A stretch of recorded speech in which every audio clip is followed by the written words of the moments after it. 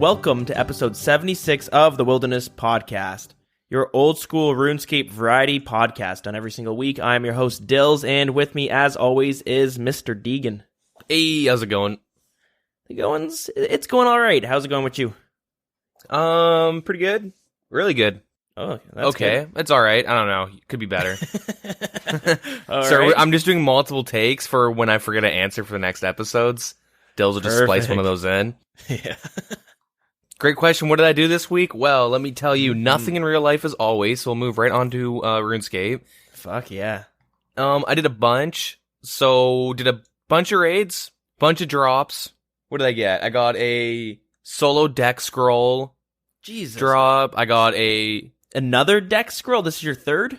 There's more. Holy fuck. A solo dex drop, a trio split with a deck scroll, a duo split with a deck scroll, a trio split with augury. Hold on, you got four That's it for my deck drops. scrolls this week? Three. Jesus. A solo, a duo, and a trio. Keep in mind, I did like 30 plus raids this week, though. Not 30, I did a bunch, though. I did so many, maybe more than 30. Probably more. I did like 20 in one day, pretty much. Not really, I did like 15 or something in a day, though. Like, I just raided all day for one of my days. It was nuts. So when you hit the unique loot table, 40% chance to hit 20% for a dex, 20% for an augury. All right, fair enough. So chances are you're going to get one of those. Anyways. Augury's sitting at what, 10 mil? 12?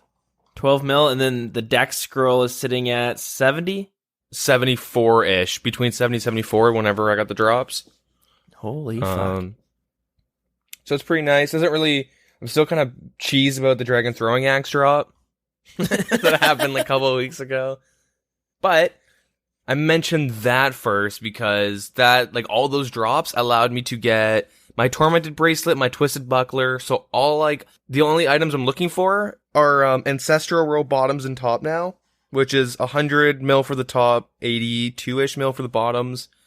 And then if I want to get it, which I probably will at some point, but it's the Arcane Spirit Shield, which is like about 120 mil. Okay. I'm not super worried about that. It's like the best slot offhand, like shield slot, for mage. Mm-hmm.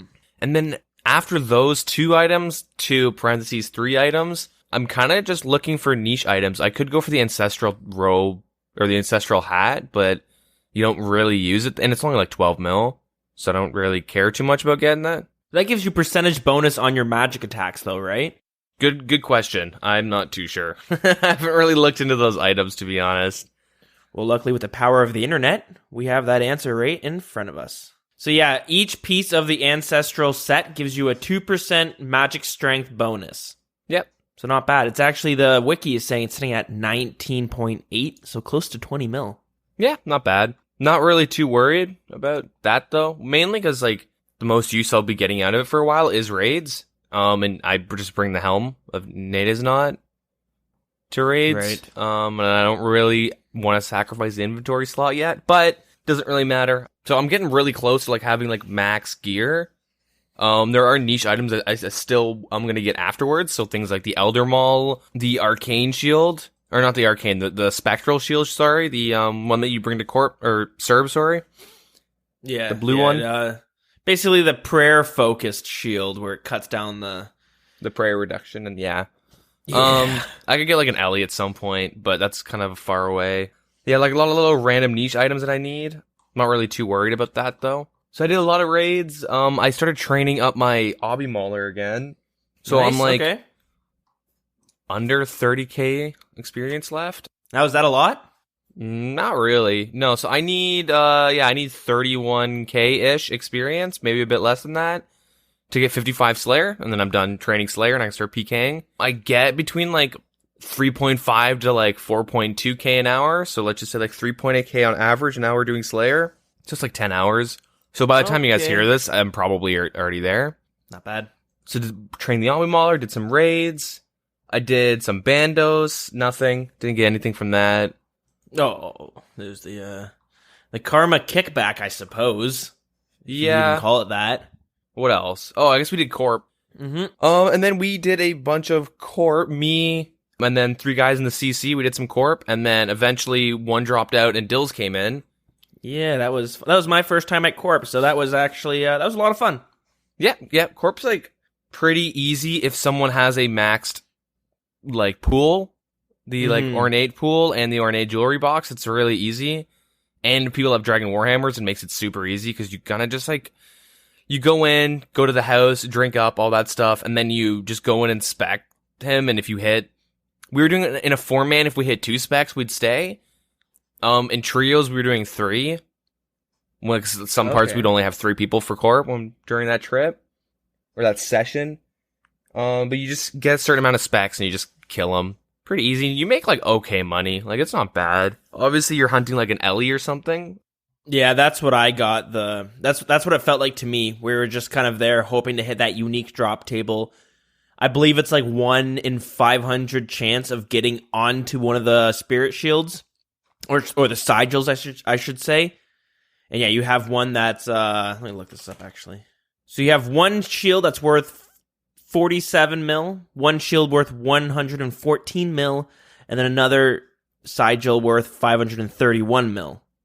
Yeah. I said shield, I meant sigil. But yeah, so you can see hitting any of them is great, but you know, they start stacking up. Like it's crazy the difference in price between all 3 of them. Yeah, it's a 1 in 585. On that table though, it's like 3 and 7 for the arcane, 3 and 7 for the spectral, and then a 1 and 7 for the Ellie. Yep. Yeah, but even then, like you can still get some good drops, like Onyx Bolt E drops, super nice, 1.5 mil drop. Yeah, it's not bad. That's pretty much it. You get like a holy elixir and stuff. It's like 600k ish, close to that. And Renar seeds like 400k. Yeah. Although, like I said, since you're splitting with, you know, when we were doing it, it was 4 people, so you get the, it's like 200k or something like that, which it's still nice, 300k or so for the Onyx Bolt. It's still nice to get it, but, you know, really, yeah, you're there for that, you know, 50 mil split or 12 mil split or whatever it is. Yeah. But yeah, it was kind of weird. Had like a little weird interaction, I guess, or something that hasn't really happened before. So, started doing Corp. This is before Dills was here. It was like 30 or 40 minutes, maybe like an hour into doing Corp. This random guy just like jumps into the K with us and just starts attacking it. And like, at first we're like, wait, what the fuck? And then we like notice he's like level 99. And, the dude's legit wearing like a Zamorak spear, a Torag chestplate, and, dragon legs with a strength amulet. And he just starts like joining us for Corp. I just like saying to CC like, wait, what the fuck's going on? And kind of like, this is weird. And like this little noob, you know, this little guy comes in. He wants to like try out Corp, I guess. He comes in for the kill, you know, and we're like, okay. We like teleport out and like get ready for the next kill. And we come back in and he like jumps in with us again. And he just types like, I'm learning. And we're like, okay, that's fine. Like, we're not like, all right. It's one way of doing it. All right, fuck it. Whatever. We'll just let him like hang out. He's not really going to snag any kills from us. But like, it really came off as like, the dude was like, man, I heard Corp is that like, you get a lot of money from Corp. I'm going to sell everything I have. I'm going to buy the Zami spear and like the best gear I can buy on top of that. And like, he literally had 4 items at Corp. You know what I mean? Yeah. He like, you know, he died a couple times and he actually like ended up improving a lot actually during like, he was like able to like juggle around the dark core that like follows you around. It like follows like, it's like a like, if you've never done Corp before, the corporeal. Yeah, you want to go over the mechanics real quick? Yeah. He has this like mini, it's called like a dark core. You might have seen the pet. It's like this little purple thing with like I don't even know. It's this purple little miniature thing that kind of looks like a plant, but it's not.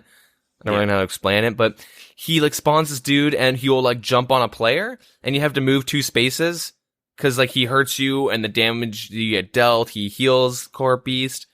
You just move 2, whatever. And you can stun it with like a cannon or some shit. Solo players do that.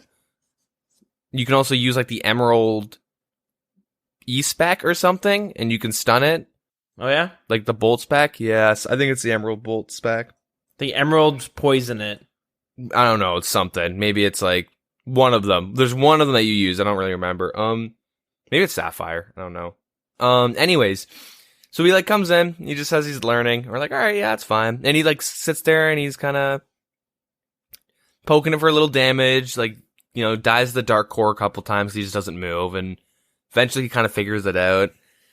And then at some point we hooked him up with like dragon boots.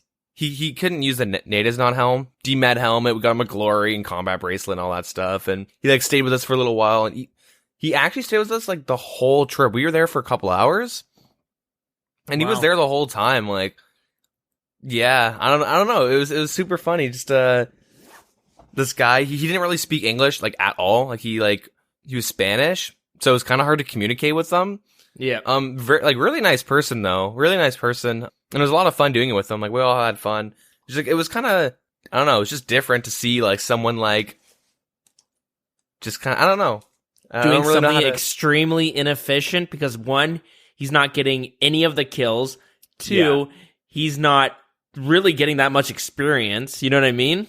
Yeah, he, like, wanted to learn Court Beast. I'm assuming he died a couple times solo and then just found us. Or maybe he jumped in and just saw us doing it. And he's like, oh, I'll just come along. But, like, normally, yeah, you don't just join a random group to go bossing. Normally, like, you're gonna get flamed and shit. But, like, you're not gonna... There's in no way would any of us, like, anybody flame someone who's like, I want to figure out how to learn this guy. Yeah. I'm not gonna get any loot, though. That's okay, though. I want to just see how this boss works, I guess. And he's just kind of there. And he was there for a long time. And he, like, had a lot of fun. We all ended up, like, cutting him a split just because, like, you know, why not? Yeah. I came in and I saw him doing it as well, and it was kind of funny, the fact that he was such a low level, and the fact that he didn't speak the best English, so just a lot of his response were very genuine. He added me later on, and he'll randomly message me, and he would go, friend, what's up? And I would say, hey there, I'm doing some Slayer, how about you? Nothing. Boom, conversation's over. A couple hours later, hello. And I go, hey, what's going on, buddy? I make green. Nice. Then he goes, why? What do you do? I'm doing Slayer. Okay. When are we going to Corpo again? And I'm like, we'll let you know. Okay. Goodbye, friend. I was just, it's good. It's good stuff. Yeah, after I hooked him up with, like, items and some money, he just goes, pleasure doing business with you, and, like, teleports out. Because I told him to come to the Grand Exchange that we're done Corp for the day. Like, yeah, it's just, like, very, like...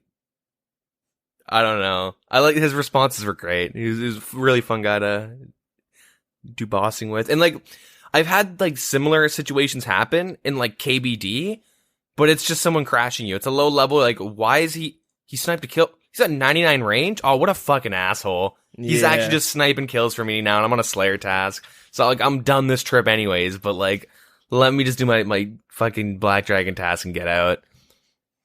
Yeah. You wanna know what... You want to hear my theory? Yeah. I think this is his plan all along. It's his way of coming in, finding groups of high-level players, spending hours with them, and by the end of it, we feel so bad for him, we give him... He probably made more money than we made during that Corp trip. Have you seen that video of one of the Jagex mods on his normal account where he went to the GE and he made a YouTube video saying, selling 13 trout? Are you aware of this video? Mm-hmm. And if you're not aware, there was a video where the guy would pretend to be a noob. He'd be selling 13 trout unnoted. So anyone who would trade him for the trout, he just looked super noobish. And people were giving him... one trout's worth, 30 GP? He'd end up selling 13 of the trout for like 50K at least.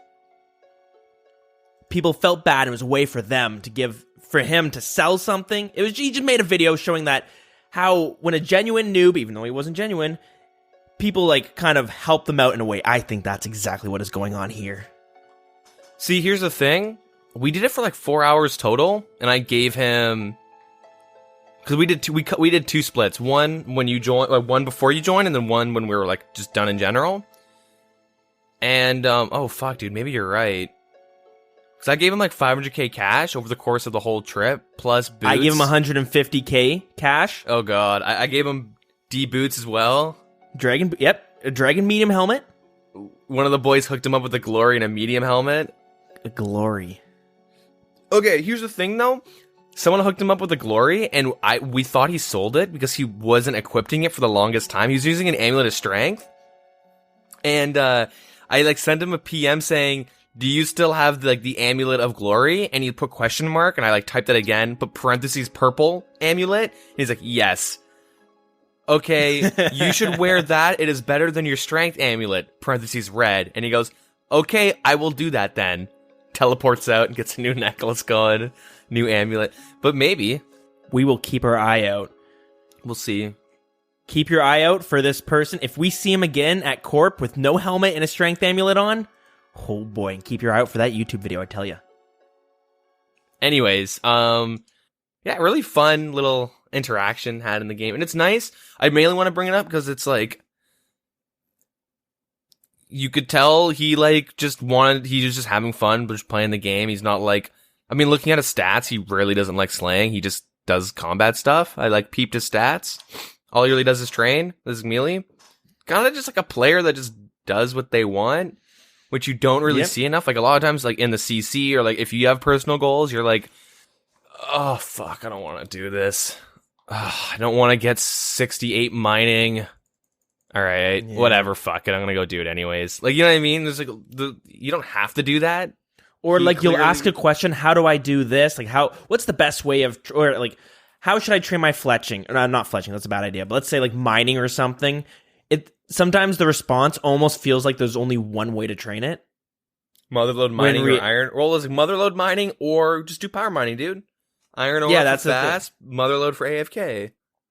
When really there's kind of, if you don't have to do any of that, you could just mine gold ore if you've had more fun doing that, right? Yeah, we'll just... Whatever it is. There's more efficient ways, but there's, someone going to Court Beast and killing it, not getting any of the kills, and scamming us for a shit ton of money by the end of it. You know what I mean? It's someone going out of their way to kind of have fun, even though they're not getting that much experience. They're not getting they're not going to get the pet if it drops. You know what I mean? Yeah. So it's a nice change. It gives you that feel that you had back when you first played this game, 10 years ago. Actually, longer than that. When you just kind of just dicked around because it was the fun thing to do. Yeah. Yeah, it was great to see. So I guess it's not wanting to doing things you don't want to do segues to my next thing is I probably should have mentioned this earlier, but with a lot of the money I got from raids, I was able to buy those 2 items and 90 herb lore. So you want to hear something fucked up? Sure. What's the longest you played RuneScape in one sit-in? In a day? Since Old School came out? Just ever. I don't know. It's hard to say, but it's never been anything too.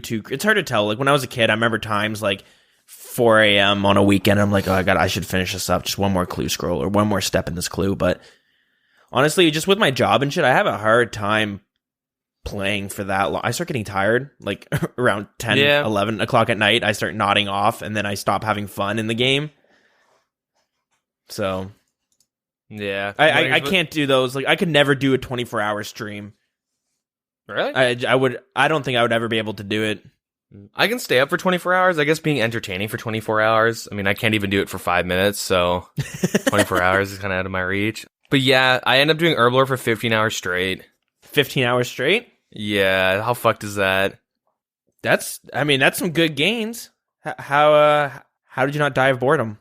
I just watched a lot of Netflix. I was on Discord chatting with some of my friends, and then I was also just chatting in the CC, and it makes it not bad at all. Yeah, that's a good point. I also did a little training on some other accounts while I was doing it. But I did 8, so I had 28k potions to make, a little bit over 28k, and I made 8,000 one day, which isn't too bad. And then I made 20k the next day, 'cause I had nothing to do that day, just an open day, and I'm like, fuck it, let's just see how much experience I can get. And then it got to the point, I'm like, man, I only need a couple thousand more. Fuck it, I'm just gonna go for it. And I just did it for 15 hours straight, and then I felt so. I mean, obviously, I I got out of my chair a bit, went to the bathroom, went for a walk and stuff. Did actually did some things, but in general, it was I fucking just did herb lore all day. Got 90 herb lore. So now I don't have to train it. I don't feel like I ever have to train it again until I want 99. Because I got that for the Overloads Plus. Yeah, I don't know. I'm kind of surprised I was able to grind for that long. It was fucked up, but whatever. And then afterwards, which we'll talk about, but We all got spooked with the changes to RD Nights that are proposed, that are going to be changed. Ooh, a little teaser. So I am just going to be doing thieving forever until these changes come out, or until I get 99. Whatever comes It'll be first. 15 hours. There's no way I can do it for 15 hours straight. That was fucked. So I'm at 80 thieving right now. Started at like 75 or something, 74. Mm-hmm. I'm at 80 right now, just doing RD Nights, and I guess we'll go into detail later on. Yeah, for sure. We'll talk about exactly and what's going on and how we feel about the changes. Anyways, what did you do this week? Staying on the topic of long grinds, I can't remember where we left off last week with my progression through the game, but it had to do something probably with a hard clue scroll. Or not hard, a master clue scroll. Anyways, I need to get 80 agility for this new master clue scroll that I'm working on. And I was at 73, so it's not too bad of a grind, except for the fact that it's agility, and agility can fucking go die, because I always forget how much I hate that skill until I have to level it up for something. And I remember bitching about it before, like maybe a year ago, when I had to get, I think, 70 agility for a master clue scroll, but I also needed to get my graceful, so I was kind of plugging away at that. But yeah, here we are again, but needing 80 agility. So I started off going, I'm going to get up straight to 80 agility. I know I can boost from level 75, but I'm going to go straight to 80 agility because I'm going to need that one day. I don't know if I'll ever be able to max out my account, to be honest, but that's kind of the goal at one day in the future, is to have all my stats maxed out and all that shiznat. Agility is going to have to be one of them. So I was like, might as well get to 80. Might as well get that one done. Anyways, started leveling up from 73 to 74, and I wanted to fucking just uninstall RuneScape. Really? It was brutal. I tried the Pulvanich rooftop course, so I was doing that for a while I was watching shit on the side. I'm just kind of running around in circles. It's not too bad, but I don't know. I just find rooftops just boring. I know mining is pretty boring as well, but I don't know, rooftops just felt like a whole different monster. So I'm pretty sure Sears Village, if you have the Candor and Hard Diaries unlocked, I'm pretty sure that's the best experience till 90. Mm-hmm. As long as you're using the Camelot teleport to Sears Bank. I was going to say, you should really get the, I think it's 80, or is it 81? 80, I think it's 80, Slayer, or no, it's not Slayer, agility to jump the spikes to Cerberus. It might be 81. I think it's 80. The Towerly Dungeon spiked blades jump. Because there's the vent, and then there's the little spiked thingies on the ground. It is 80. Yeah. Oh, that's raunchy. So I spoilers, I am able to fucking boost to that now. That is fantastic. You can always just get it, so when you do Cerberus, you don't have to bring summer pies. Yeah. I don't know. I don't find agility too bad. You just have to watch a movie or good show while you're doing it. That's what I was doing. I was watching some YouTube videos, some series that I enjoy watching. Yeah, they're pretty long. I watched this one, Dungeons and Dragons. It's a podcast, but they also do their kind of playthrough on YouTube as well. It's on both, and they're about 2.5 hours, 3 hours long. If you're familiar with D&D shows or stuff like that, it's called Critical Role. It's really good, actually, if you're interested in that sort of shit. So I was watching that, and I would go through the whole 2-hour episode and look back at my experience per hour, and it's 17k an hour. And I'm like, no, I'm supposed to be getting 40k. What am I doing wrong?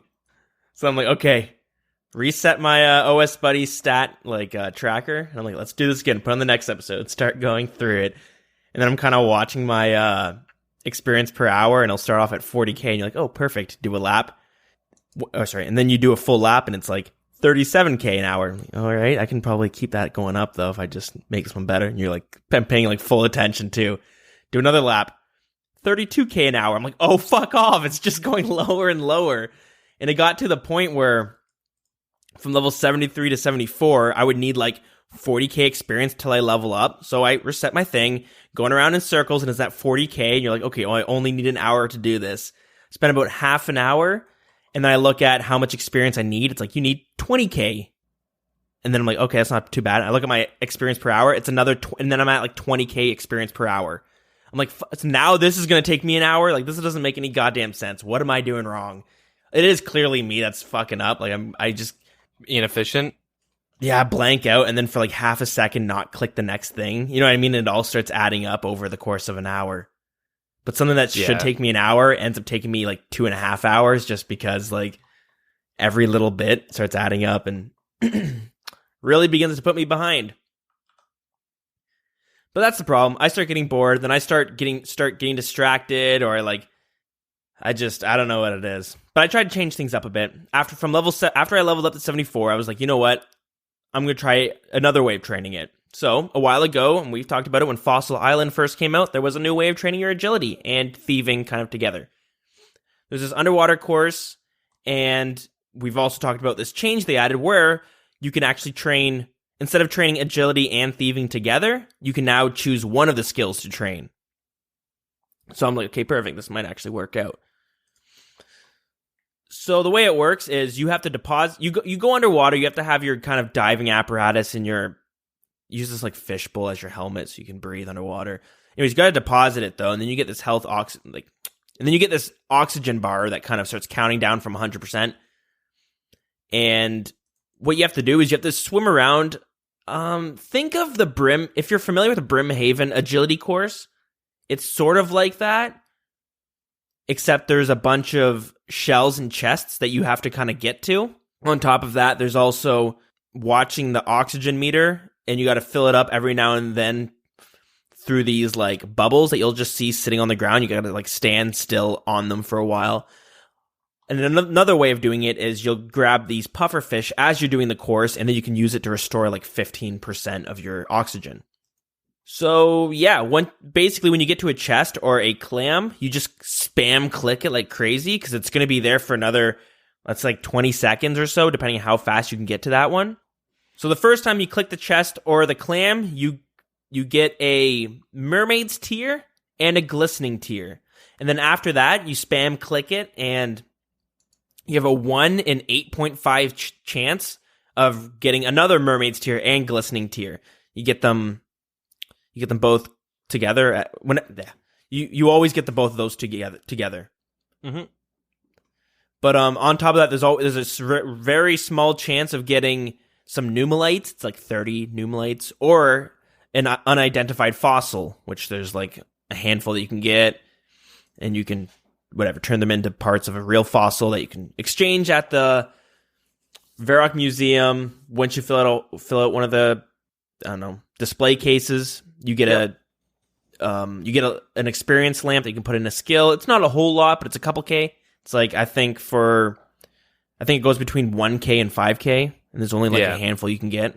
But yeah, they're there. So yeah, that's the whole idea. You don't get a whole lot of experience from doing the course or searching the chests. You get like 5 agility and 5 thieving experience every time you do that. So it never really adds up to a whole lot. But the whole idea is you're kind of doing it to get these tiers, which you can later on exchange for with the glistening tiers. You can exchange it for an experience, which you can choose between pure thieving, pure agility, or agility and thieving together. And with the mermaids tiers, you can exchange that for there's some items you can exchange them for, whether it's unidentified fossils, a bowl of fish, seaweed spores, which you can grow underwater, or the merfolk trident. So the merfolk trident is a item they added with the fossil island, and you can use it for a few things underwater. One really nice thing to use it with, especially for the agility course, is you can charge it with pufferfish, which allows you to breathe with the trident somehow. I don't know the lore behind that one, but it saves you the trouble of having to stop in these little bubbles that kind of waste your time and cause you to get less experience per hour. Yeah. But an interesting thing about the merfolk trident is not a whole lot of them get sold on a day-to-day basis, and that causes the price of it to fucking jump around like a shit ton. So, pulling up the GE chart right here, it seems to go from 150k all the way up to like 500k. And it fairly often bounces between that. Like, if you're looking at the chart, it's like a roller coaster, constantly going up and down. So it's might be a good item to merch. Who knows? But at the same time, it is something that's kind of nice if you're doing this agility course. You save up these mermaid tiers, buy the trident with it, and boom, you might get 500k. It's their it's not really great money because it takes a while to get all the tiers for it. But you know what I mean? It's kind of different. It's a different change of pace if you're doing like the rooftops. You get the graceful tokens, which you can also trade. I think the graceful tokens work out to be about 12k each if you trade them in for the Amethyst crystals. But it's a little bit of a change of pace. Anyways, point is, with this underwater course, I found it a lot more fun. Yeah. It just what's the experience you're getting though? Not the greatest. See, this is the trouble with it. It's good experience when you're factoring in like total experience, like, and you're doing it agility and thieving together. It's the most efficient way of doing it compared to like, I guess, going separately. I don't know. I was trying to find guides. There's not a whole lot of guides out there because just nobody really does it for whatever reason. But like, what kind of experience are you getting for both of them? All right, so here's the tricky part. So I get around 20k experience doing the rooftops because I'm just really bad at this game. But yeah, that's and that's not me playing League of Legends or anything on the side. That's me training my agility and watching something on YouTube on my other monitor. So factors out to be about 20k an hour, and then at this underwater course, it factors out about the same thing. So I want to say they could both be kind of comparable in what you're going to be getting on, you know what I mean, what the max experience is going to be. Let's say rooftops is 50k an hour. You might be able to get 50k an hour at the mermaid thing. I want to assume I'm just as bad at the mermaid agility course as I am at the rooftops. Well, with the rooftops, are you teleporting to like the bank, not like the typical Camelot tele spot? Are you teleporting to like the Sears Bank? When I first kind of compared the two, I was doing it with Pulvanich and the mermaids, and the mermaid course. And then eventually started realizing I'm not really getting that good experience here.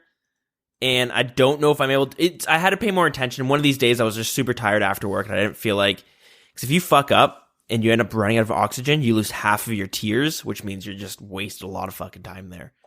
Yeah. So I did not want that happening. So I'm like, you know what? I'm just going to put this on hold for now.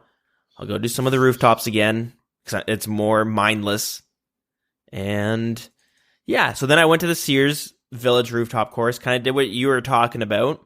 I ended my agility grind there, getting to 75k. Getting to level 75 agility, but I still wasn't getting the experience that I should be getting.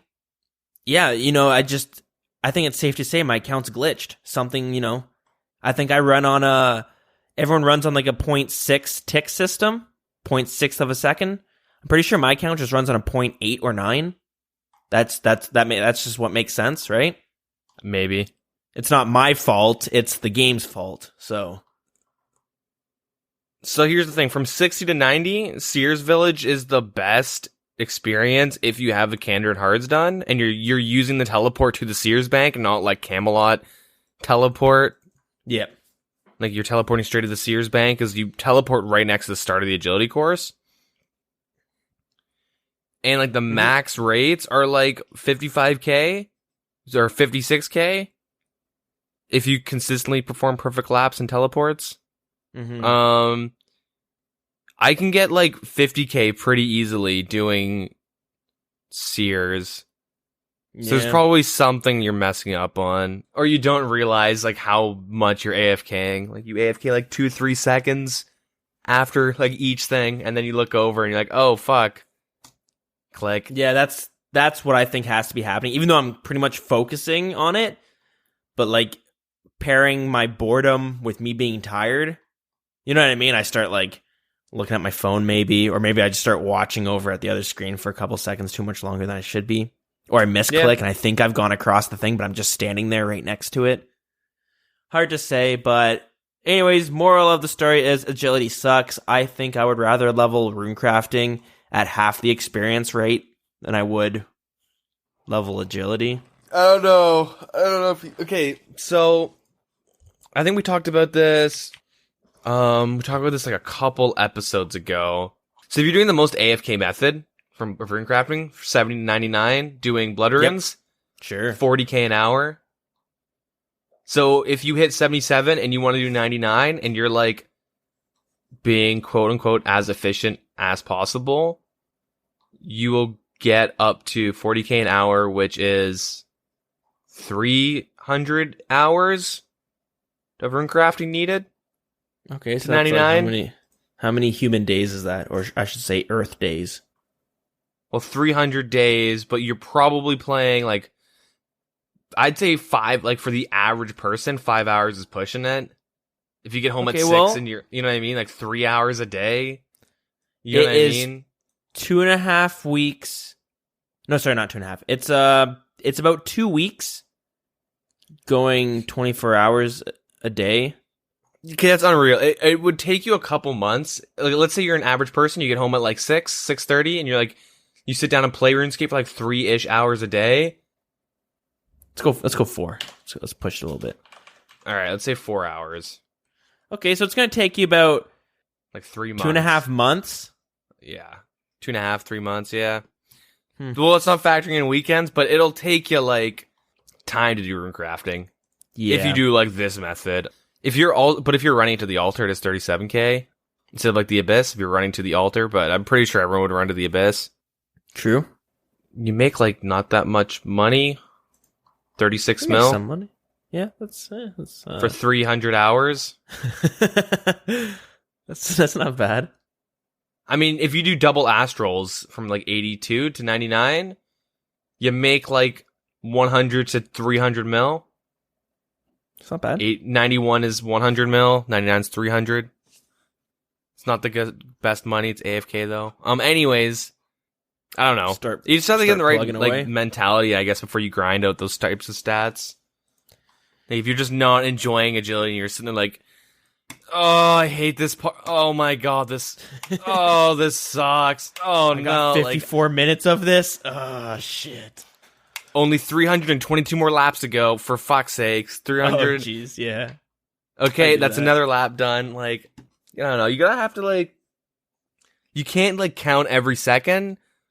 That's why, like, when I'm grinding out... When I was doing, like, you know, Herblore or something, I specifically play movies or shows that are, like, an hour long or over an hour.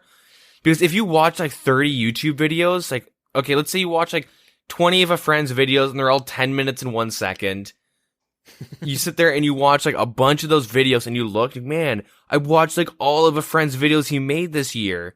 God damn it. Like, and I only have like this much, you know what I mean? Like, I find like, if you're watching shorter YouTube videos, it makes it feel longer because you're just watching so many videos.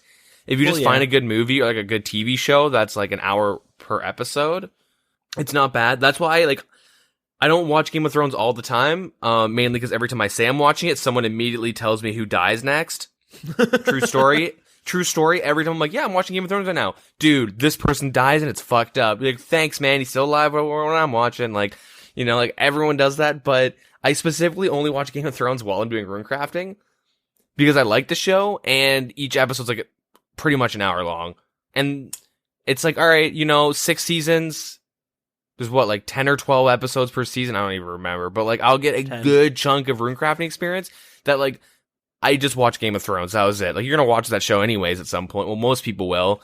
Might as well do runecrafting while you're at it. There's like a lot of really good shows that I kind of save for certain tasks, I guess.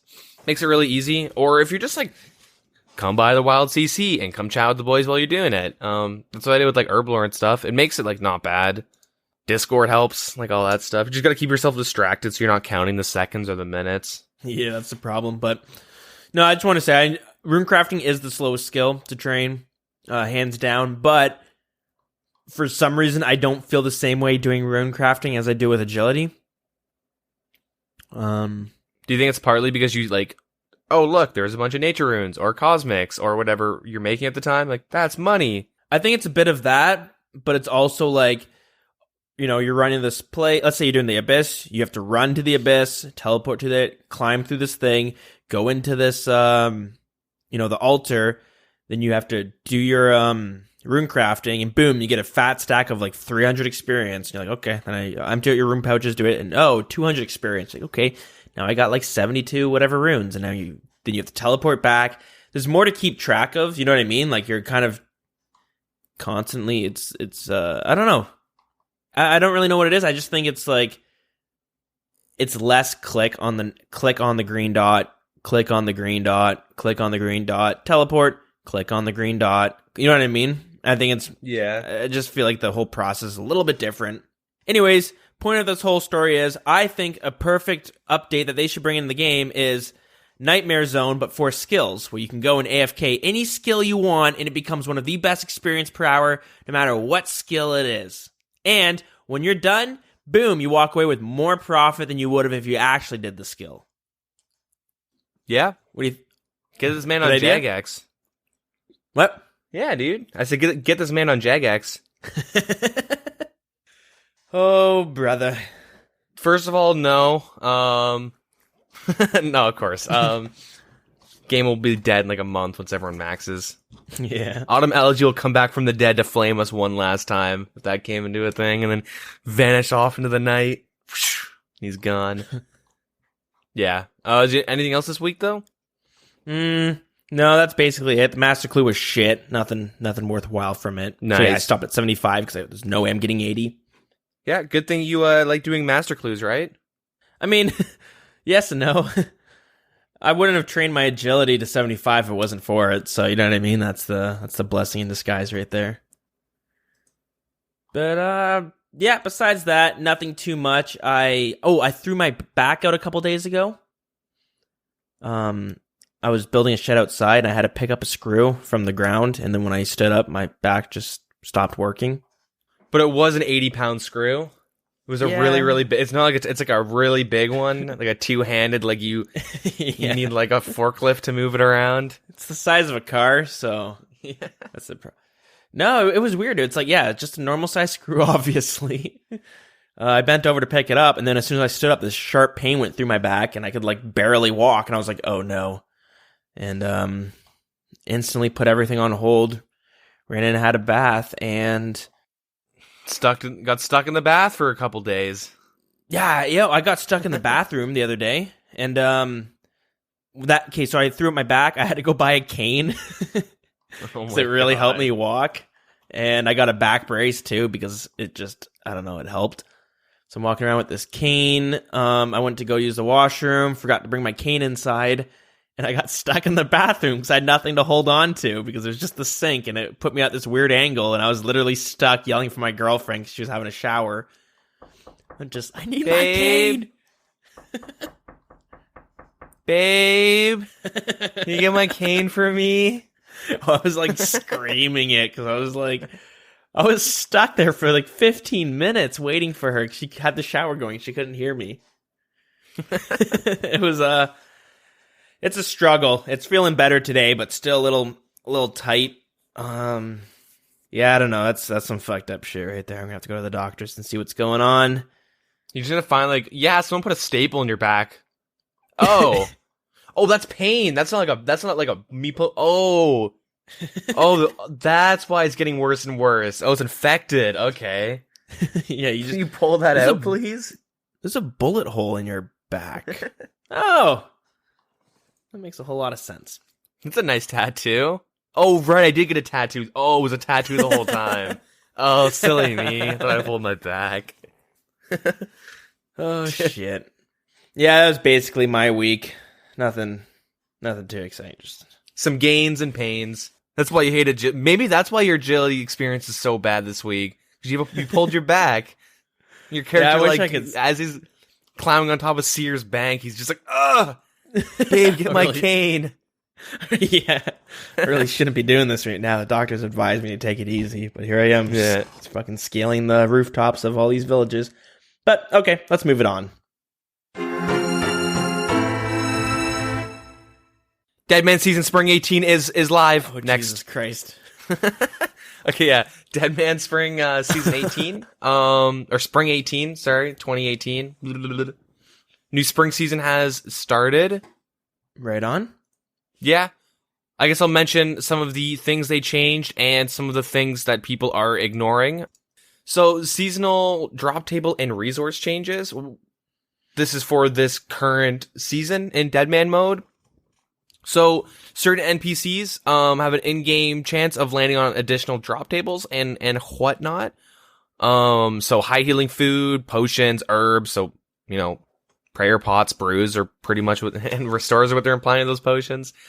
Secondary potion ingredients, all that stuff. They're making that easier to get. So the higher the level, better the chance. So goblins and chickens and cows are incredibly rare, but the rune dragons, addy dragons, and brutal black dragons have a common drop table on that. Right on. I think blue dragons drop like 2 bones. Things like that. They changed some of the drop tables of just regular mobs. The bosses have a chance on the rare loot table as well. And a tier 5 mysterious emblem. Oh, cool. Superior monsters on Slayer tasks guarantee a chance on the rare table. Everyone will have the bigger, badder Slayer perk unlocked for those guys. So, oh, cool. It's good. Yeah. The DeadMan specific Barrows drop table that happened in a little bit ago has, this applies to it too. Even though they already had a potion and secondary ingredients, they'll now be greater. You have a chance to get greater quantities of both said items. The Tome of Fire from Wintertodt has been increased by 10. And for every roll on a supply crate, there will be a 1 in 100 chance of receiving the tome. Right on. The burnt pages are doubled that you get in Wintertodt. Unnoted herbs from NPCs you'll be getting 2 instead of 1. So aberrant specters are going to be awesome. You get 4 Renars dropped. That's fucking nutty. Yeah. The giant mole has double the amount of claws and hides dropped, all that stuff. Mysterious emblems are worth twice the usual amount of points when traded in, so tier 1 so 12 tier 1 emblems are required to purchase a rune pouch. Fishing spots that yield tuna, lobster, swordfish, shark, gadambon, it's my friend impression, dark crabs, anglerfish now yield 3 fish from every catch instead of 1. Oh, wow. But you get the experience of just 1 fish. Fair. DeadMan Mode 1 fish. That's still like the experience of catching 10 fish. Yeah, exactly. All dragons, excluding lava dragons, will drop a number of bones. Will drop a double number of bones. Vorkath is applied with the superiors. You get 4 instead of 2 now or whatever. Shit. You might be saying, "Hey guys, why are they doing this?" And we say, because muling is bannable and swapping is bannable this season. Finally. But there are some streamers, I won't name them, that have been taking donations from people and then clearly fucking swapping it. It's still happening. It's still fucking happening.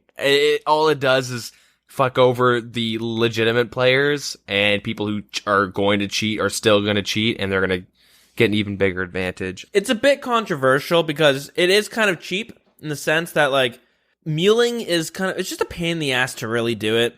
Yeah, it's still going to be happening and people are going to try to get away with it, but we've seen time and time again, and we're going to talk about this later on, but in the tournaments, basically if you make it into the top 128 or whatever it is, they basically start looking through your account to see if anything fishy's ever happened. They start seeing maybe some possible muling going on. Boom, you just got disqualified in the middle of the tournament, right? Possibly. Or swapping as well. Here's when Mod Jed comes in and starts banning every non-rot member. He's not actually responsible for it. I'm just fucking making a meme. Don't worry. Let's just say he specifically is like, hey, this guy could be muling. And then this guy goes, no, that is a merching account. Look at the grand exchange on both accounts. They're completely full. Jagex has never actually defined what muling is. And so from what the player base is kind of defined it as is you purposely storing all your items or all your worthwhile items onto a separate account. So when you die, you don't lose anything really. Yeah. But there's been other YouTubers and streamers that come up with the excuse of this account, oh, I don't mule. I have a separate account for flipping in the Grand Exchange. Look at my main. I'm trying to buy a bunch of herbs for 1 GP. You know what I mean? Where they have some, they have like one account with like, I'm trying to flip, guys, look at me. But it's like, I'm buying a spade for like 20K and selling it for 50K. Like, you know what I mean? Like, yeah, things that actually aren't really going to go through. Then they have all their items on another account, which they're just flipping. Hey, Jagex, why would I have 5 pairs of black D-hide? I'm obviously going to try and flip the other 4 pairs. You know what I mean? Like, of course, I keep 50 sharks on this account because I'm not going to flip those, and 2 prayer pots, I'm not flipping those. I keep my 80 on this guy to flip. Like, I know I'm trading 1 over every time I go PKing, but it's not muling. They haven't actually, like, straight up defined it, what muling is. I think the problem is it is kind of hard to give us a direct definition of muling, because to us it makes sense. But when you get deep into the DeadMan mode, a lot of people who are trying to make it into the tournaments, they have multiple accounts that get into it. They'll have an account that's like skilling for them on the side so that they can, grab, or fishing on the side would be better. They're fishing sharks while his other account's doing Slayer and doing this, and that. Like, the way it stands right now, there's nothing necessarily wrong with having multiple accounts there, right? Yeah. And like trading your shit over, because you're not necessarily muling. Muling, yeah, like you say, you're kind of using your other account as a safe bank, so that if you die, you're not going to lose shit. Yeah, it's tough.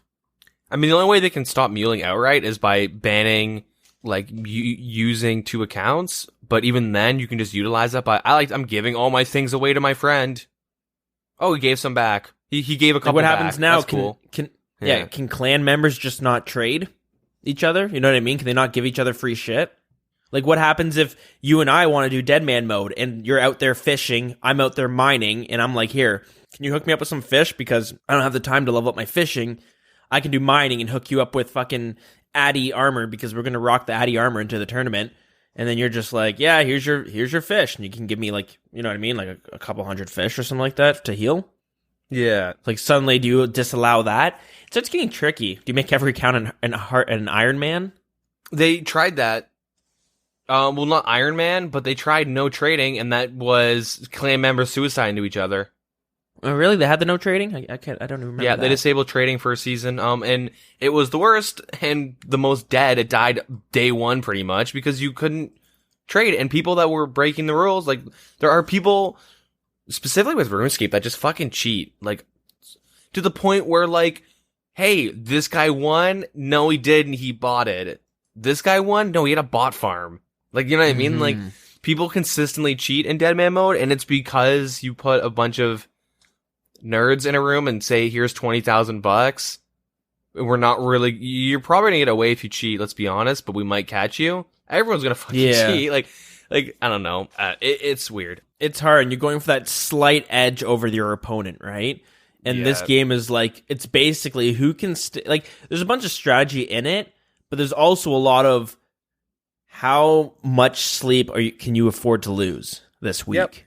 And RNG and stuff, like, you're in that final invitational. There are people, I think it's like Mika or whatever, Mecca, he plays like 20 hours a day he's gotten in like the top 8 this last tournament that happened, and we'll talk about that soon. The previous one, like, he like consistently hits max combat because he plays like 20 hours straight. He puts in a lot of time. He's got YouTube videos on his channel if you want to go check them out. And he seems like a pretty honorable player. I don't think he's in with any clans or anything. He doesn't cheat, but there are people that will talk about it, like, pretty much now, I guess, or in a second. Yeah. That do some scummy things. I'll just finish this up. The daily experience cap for Magic has been increased to 750k. No other caps have been changed. So that allows you to get to 70 Magic day 1.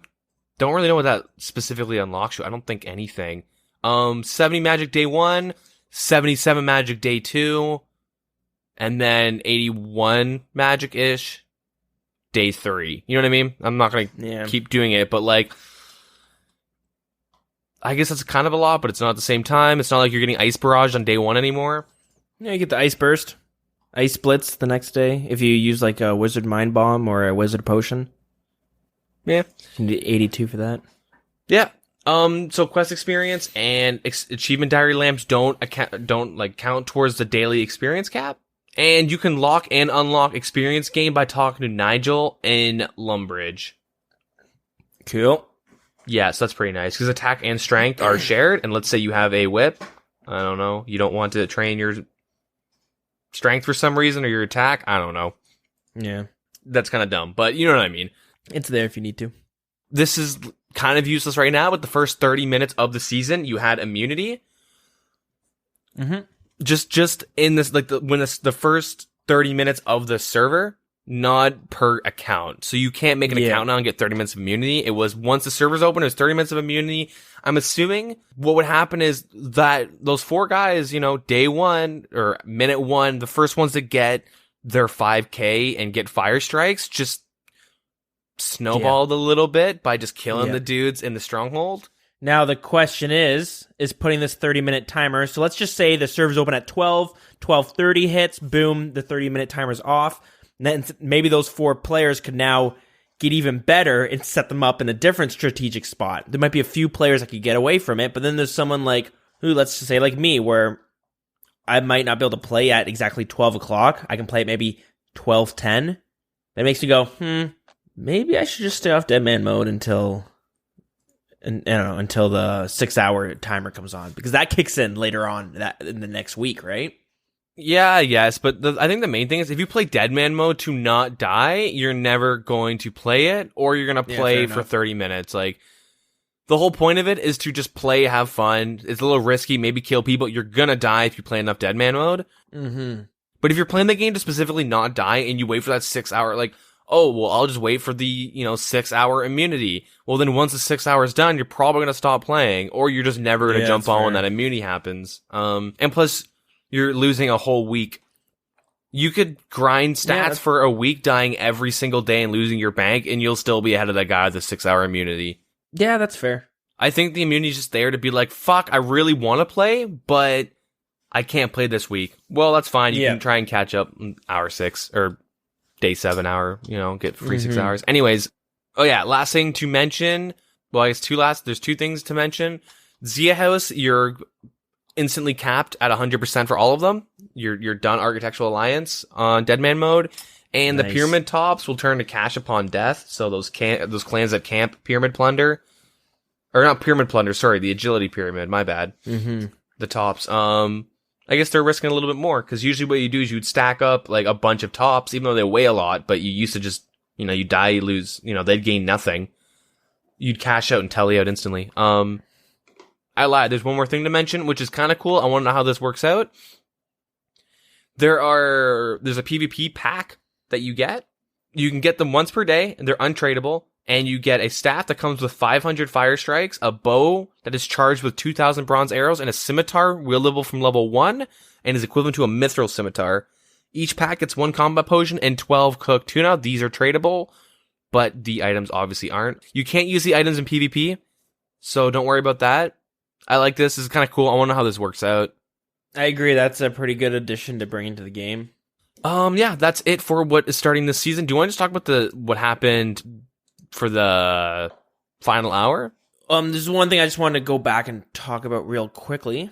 Yep.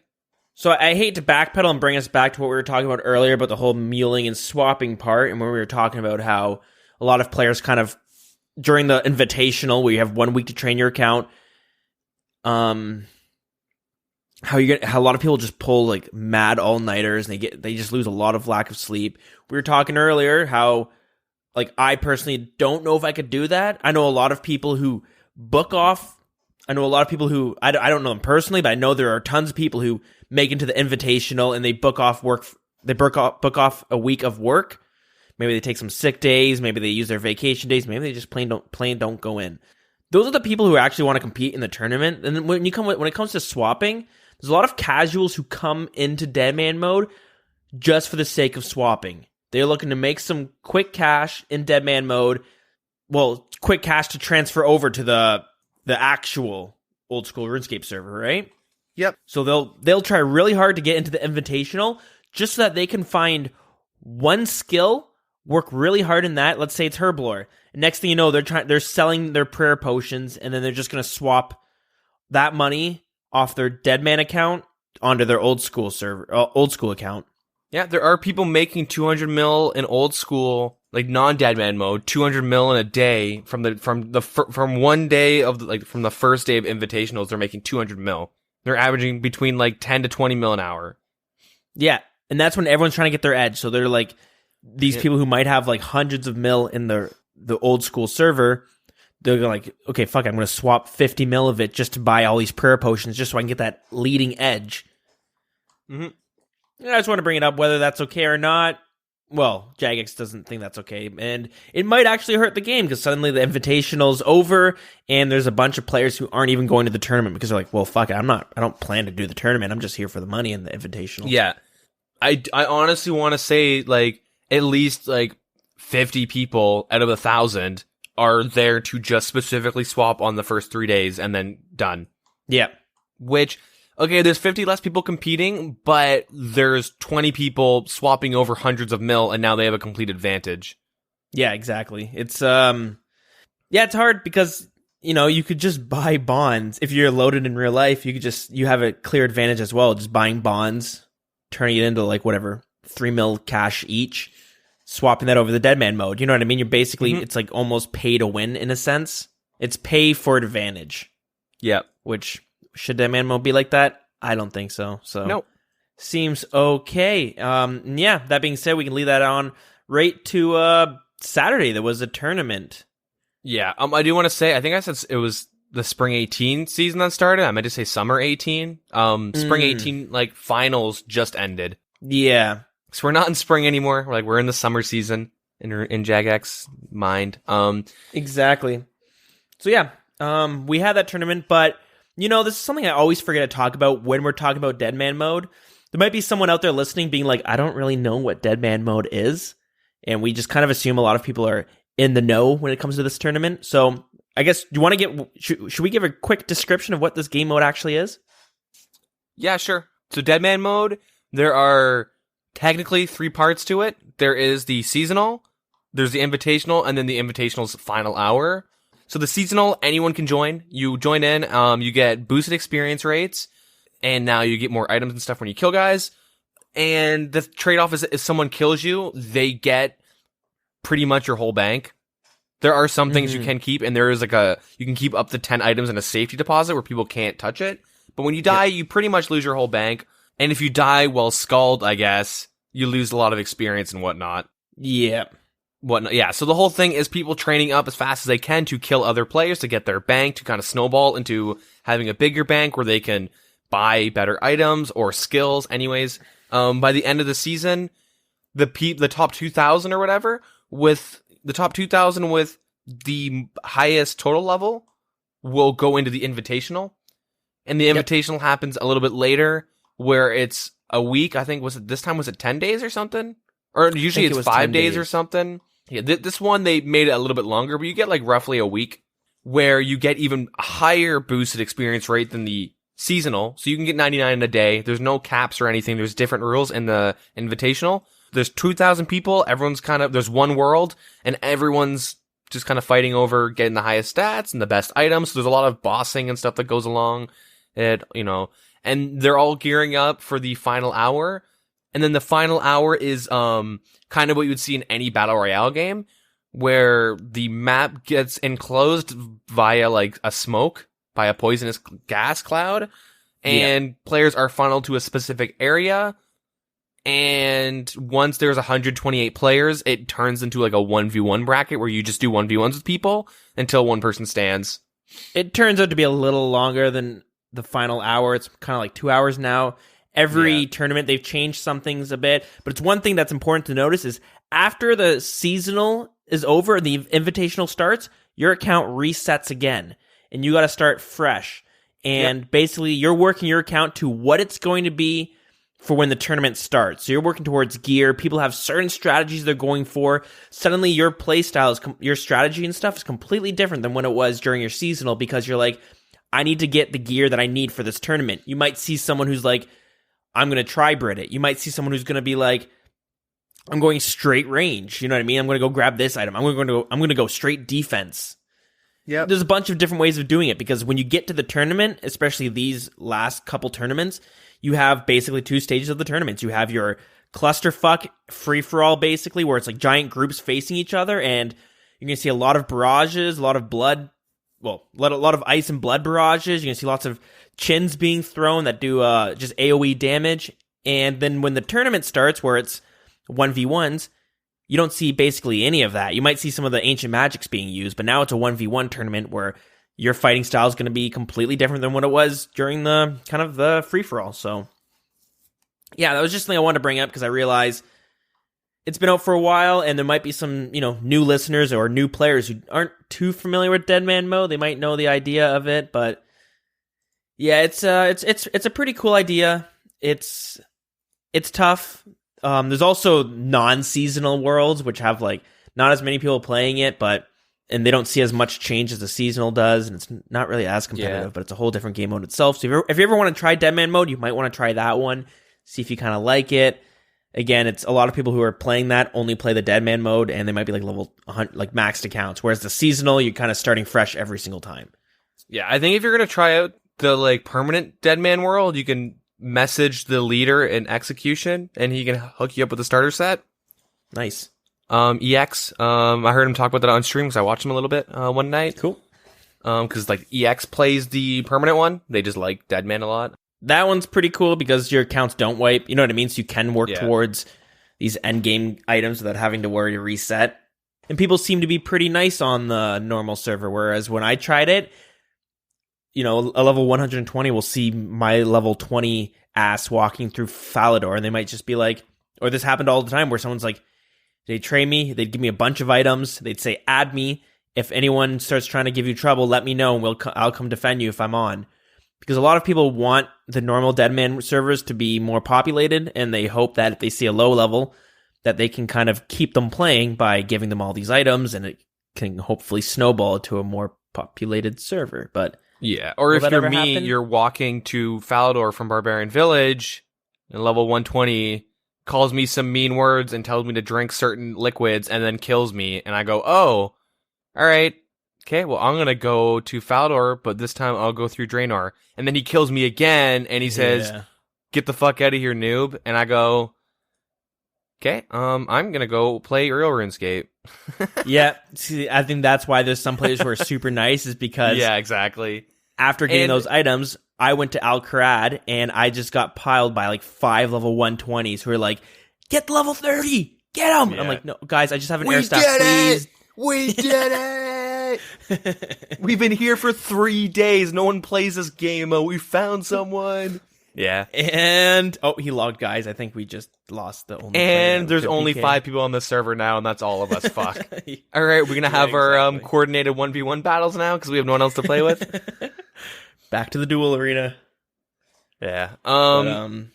It is fun. So if it's something that sounds exciting or fun to you, definitely give it a try. But okay, wait. Off topic, is the duel arena disabled in DeadMan Mode? Probably not. I don't know about the seasonal, but I'm assuming that it's not in the regular one. Okay, riddle me this. Final hour. You go and just stand, you start a duel with someone in the duel arena, and you wait there until the gas starts coming in. Someone dies, and you guys just, you kill your buddy, so you teleport out of the duel arena, and then you guys go run somewhere. Well, I assume that what's going to happen... It's probably disabled. Yeah, it's probably disabled. Or if you kill your buddy, you get teleported out, and then you get one bombed by the gas. Yeah, well, that's why you gotta wait until, like, as the gas starts to come in. But the way they've done it now, it doesn't just slowly creep in anymore. There's, like, stages where it'll be like, boom, pops in and covers the whole duel arena, probably. I'm just saying, it's a possibility. You might find a whole clan in there. Boxing. Anyways, let's actually continue on with the final hour.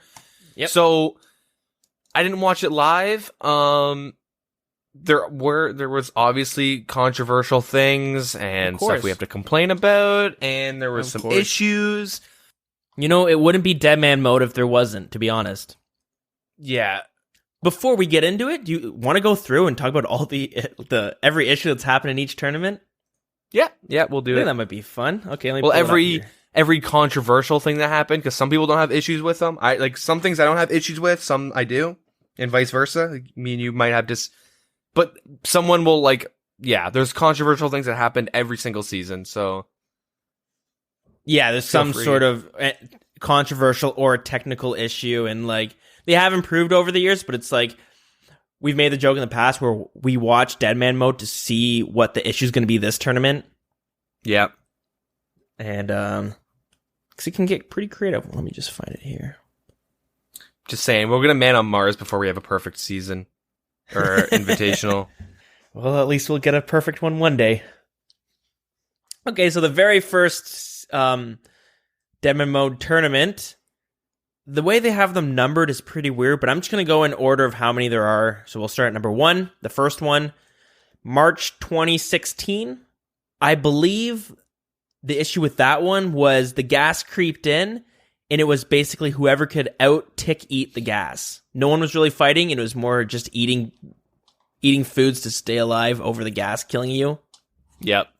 Is that right? Because back then, it was like the gas crept in, and it got to a point where like the zone was really small, and then boom, the whole map's covered in gas. Yep. The way the first one was won, I forget, I think, was it Robert? I don't know who it was. Someone sat at the bank, like, tick eating with cakes and shit, just stalling the damage from the gas, because you used to be able to tick eat the gas. Tick eating is like eating on the same tick you take damage that would kill you. So let's say you have 2 HP. The way the game works is you can only get hit for 2 HP.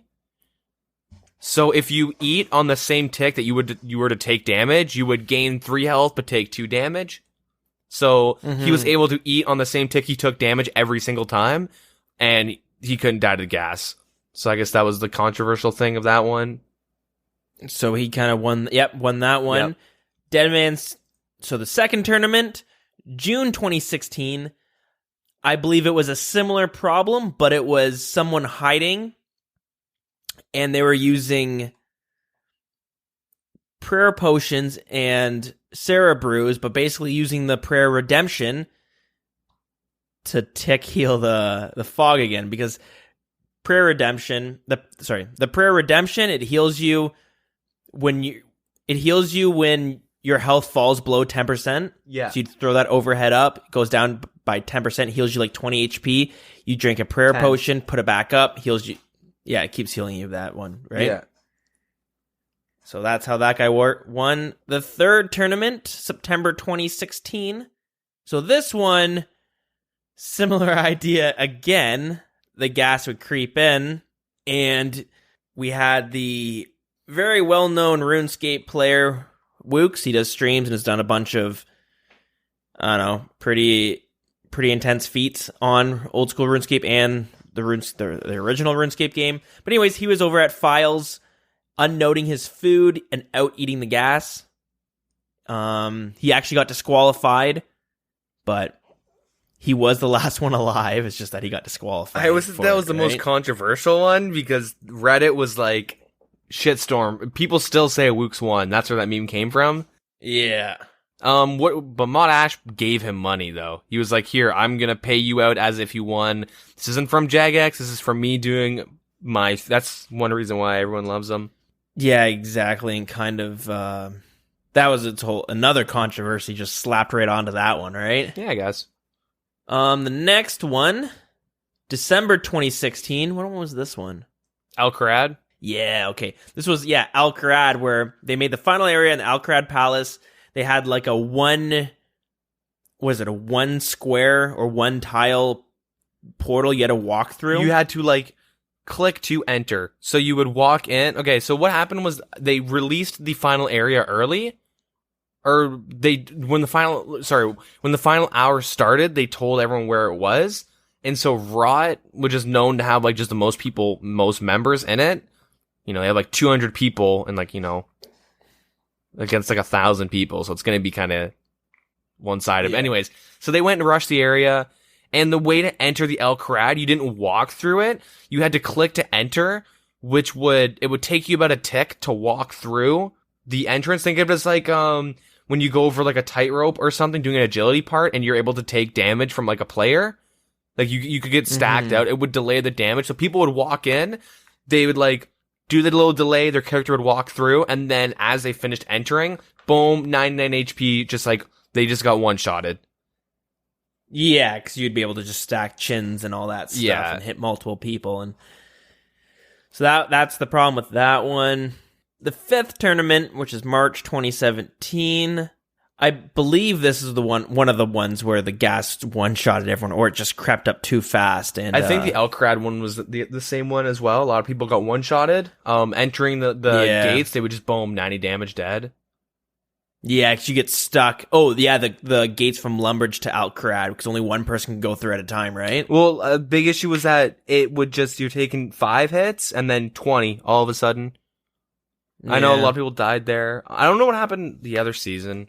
I don't know. It's really hard to keep up with all of them. Yeah, something similar. And the thing is, I was going back trying to watch these videos to see what happened. And the videos are kind of hard to find because not only are they all labeled like shit, like the first DeadMan Mode tournament isn't even tournament number 1. It's just DeadMan Mode tournament. And then number 2 is the second tournament. Yes, but I just going the numbered one. Anyways, so after the 5th tournament, the 6th one they had was in June 2017. This was the Anakaro one. Wasn't there one of them where like you go to the demonic ruins? Someone lured Callisto there beforehand, trying to troll everyone, and J-Mods reset it. And then the Callisto ended up killing Emily, which is really funny. I remember like watching 5, 6, and 7, and it was really boring to watch because it's an hour of like, all right, let me just lay down in my chair. Wow, that's cool. Look at all those barrages and chins. Okay, I'm gonna go do some Slayer. Yeah, I think that was one of the problems with that one. Is just boring to watch, and then it'd be like all these like barrages and chins going off. It's just chaotic. You don't know what's going on as a spectator. You're just watching these numbers go, and then all of a sudden there's 5 people left, and they're all in the same clan. So then they just start suiciding to each person, right? Yeah, which happened a handful of times, and you're just like, as a spectator, kind of sucks to watch that. I'm not saying as a clan you shouldn't have an advantage and stuff like that, but yeah, it was just boring. And the big thing about DeadMan Mode is it's kind of a marketing ploy where they get really highly viewed on Twitch. You have all these players who are like, RuneScape, oh, I remember playing this game when I was a kid. Or maybe you're just like, RuneScape, I've never really heard of this game, but it's got a total of like 50,000 people watching this tournament. So they're just like, maybe I'll check it out. Wow, this looks kind of cool. Maybe I'll try to play this game, and bam, you're hooked. Jagex has you for life now. That's the idea of it. But when you have it where it's just kind of shitty to watch, it kind of doesn't help too much, right? Yeah. After that, the next tournament, which is 7th tournament, again, then they decided to change the wording for this one. It becomes the Autumn 2017 instead of just going numbered. Oh, yeah, that's right. The winner ended up being disqualified after the tournament because he had a bot farm. For last season? No, this is the 2 seasons ago. Okay, yeah. So he ran a bot farm, got disqualified. The runner-up had to take it. Finally, the 8th tournament, and this is when they brought in the 1v1s. Seemed to work out pretty good, but again, the winner of the tournament got disqualified for botting Fire Strike overnight or some shit. Yep. So the runner-up won that one. Whew.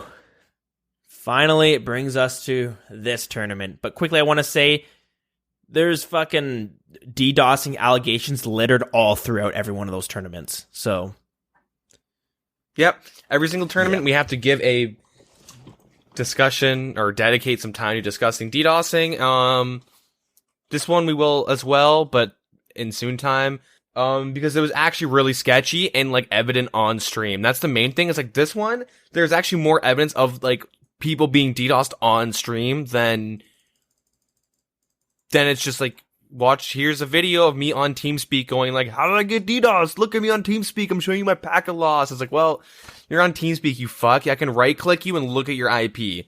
Why are you on TeamSpeak? Especially in Discord's a thing now. Discord's been a thing for years. Get the fuck off TeamSpeak. Yeah.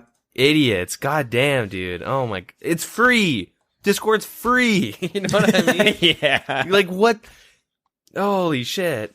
Yeah, I don't understand it, but... So, we'll start off... Okay, so I didn't watch the whole thing live. I didn't watch any of it live. I went back and just watched the VOD. So, with the 1v1 brackets, if you want to casually watch the DeadMan Mode stuff, do what I do, and what I normally do, to be honest, like if I'm rewatching it, I just skip to the beginning of 1v1 brackets because everything up until then is really boring. Like if you, they have cool like production things where they have like the heat maps and stuff where they open up the RuneScape map and it shows you where like most of the players are. That stuff's really neat if you care for like that stuff. If you're just watching it to like see the 1v1 brackets or see who wins, you can just skip to the 1v1 brackets on their Oldschool RS Twitch channel. Because we have our own separate channel now, finally. Woo. It is pretty fun to catch the whole thing live. Normally what we try to do is we'll try to jump on Discord and get like a quote-unquote DeadMan Mode party or, viewing party for it.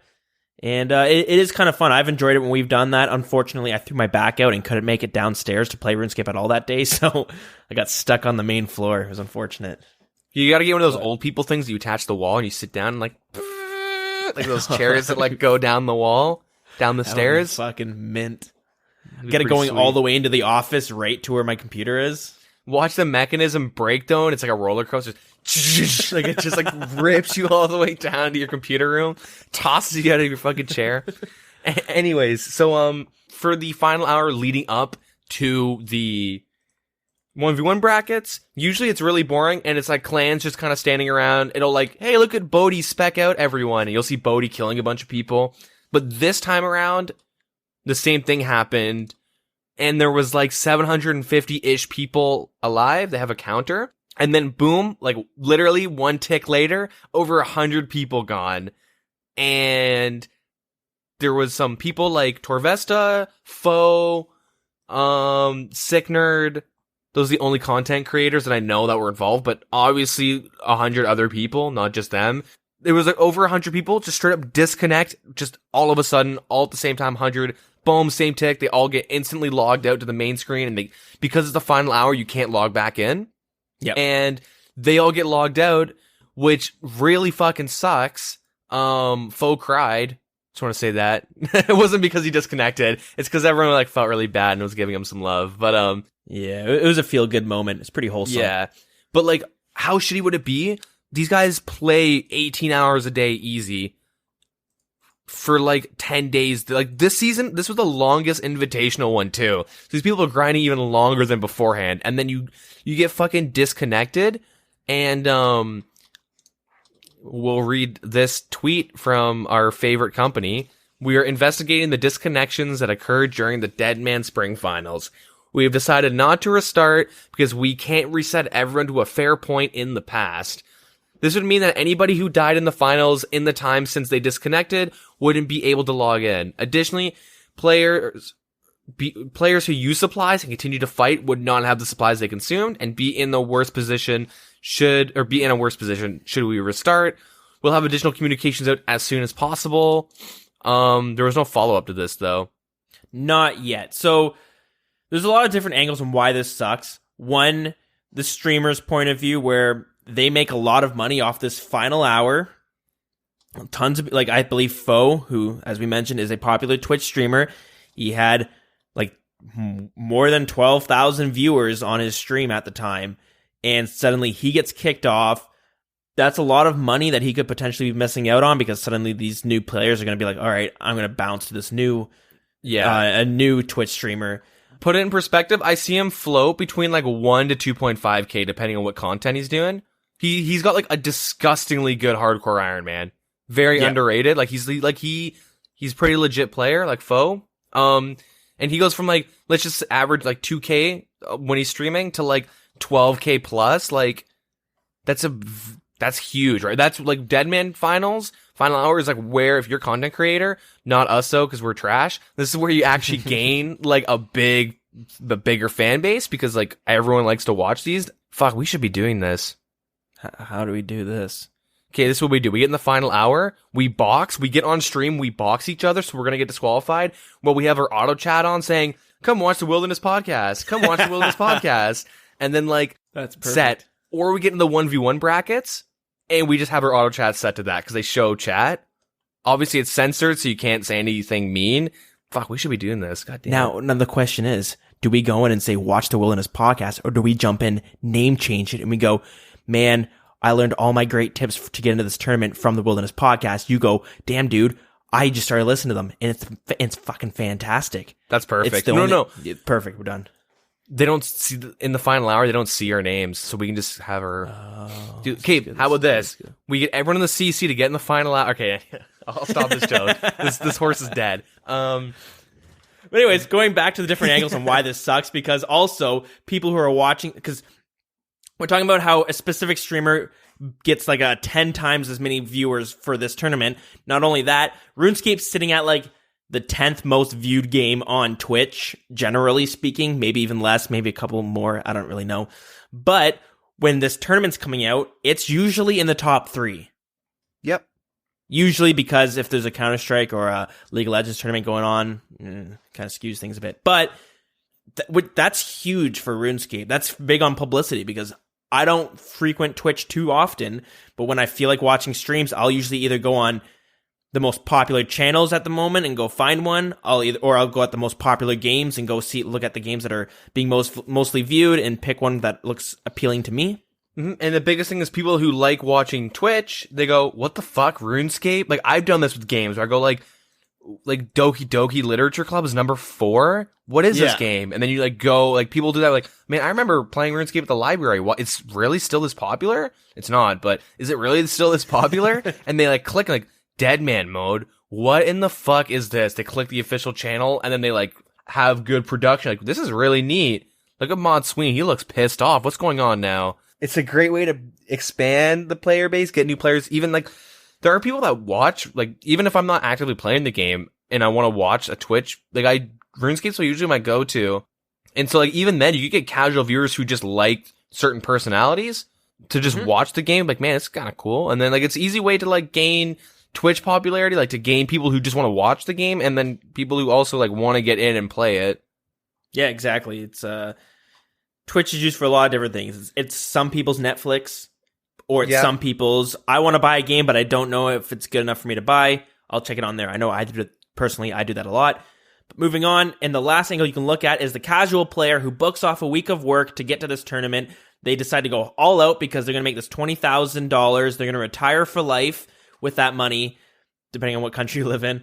But boom, they get kicked right off. And the thing is, it happened a few times. I went back and watched the VOD from the beginning. Within the first 5 minutes, a shit ton of people log out. Within the first 5 minutes, it happens. Yeah. And then as it goes on, it happens a couple other times. But it's very unfortunate that happens. They are going to be releasing a statement. They actually said they're going to release a statement later on today. Unfortunately, we don't have that, but we'll talk about it next week, next podcast.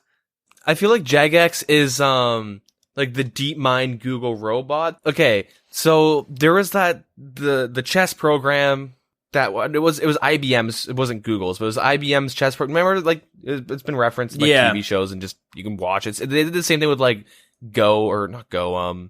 Doesn't matter. Anyways, you know how like so it was like this program that was like super good at chess and it was like beating pros, and then pros realized and everyone realized you could just do stupid moves that make no sense.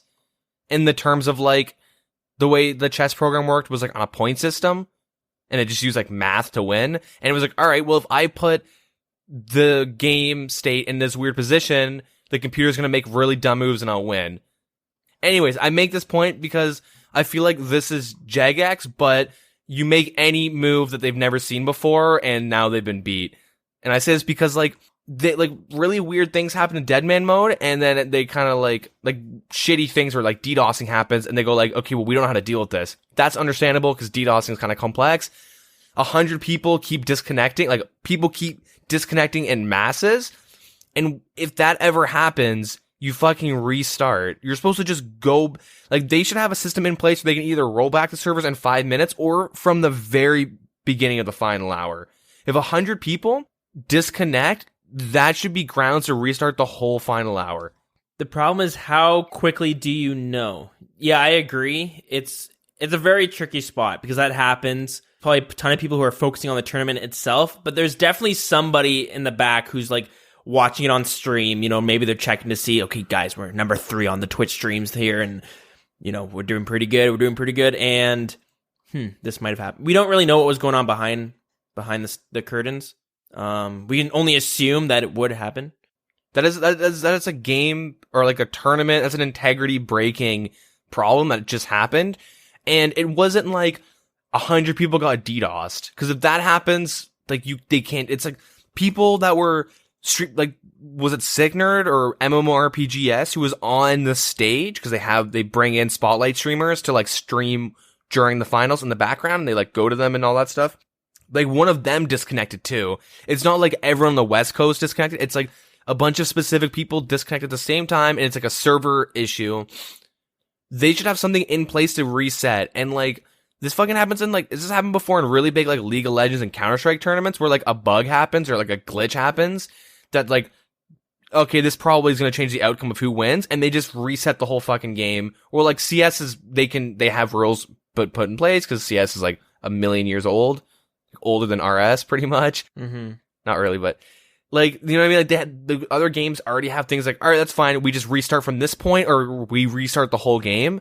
And like Jagex should be willing to restart, either roll back 10 minutes. They should have something that lets them do that, or reset from that final hour. And like, it's silly that they didn't.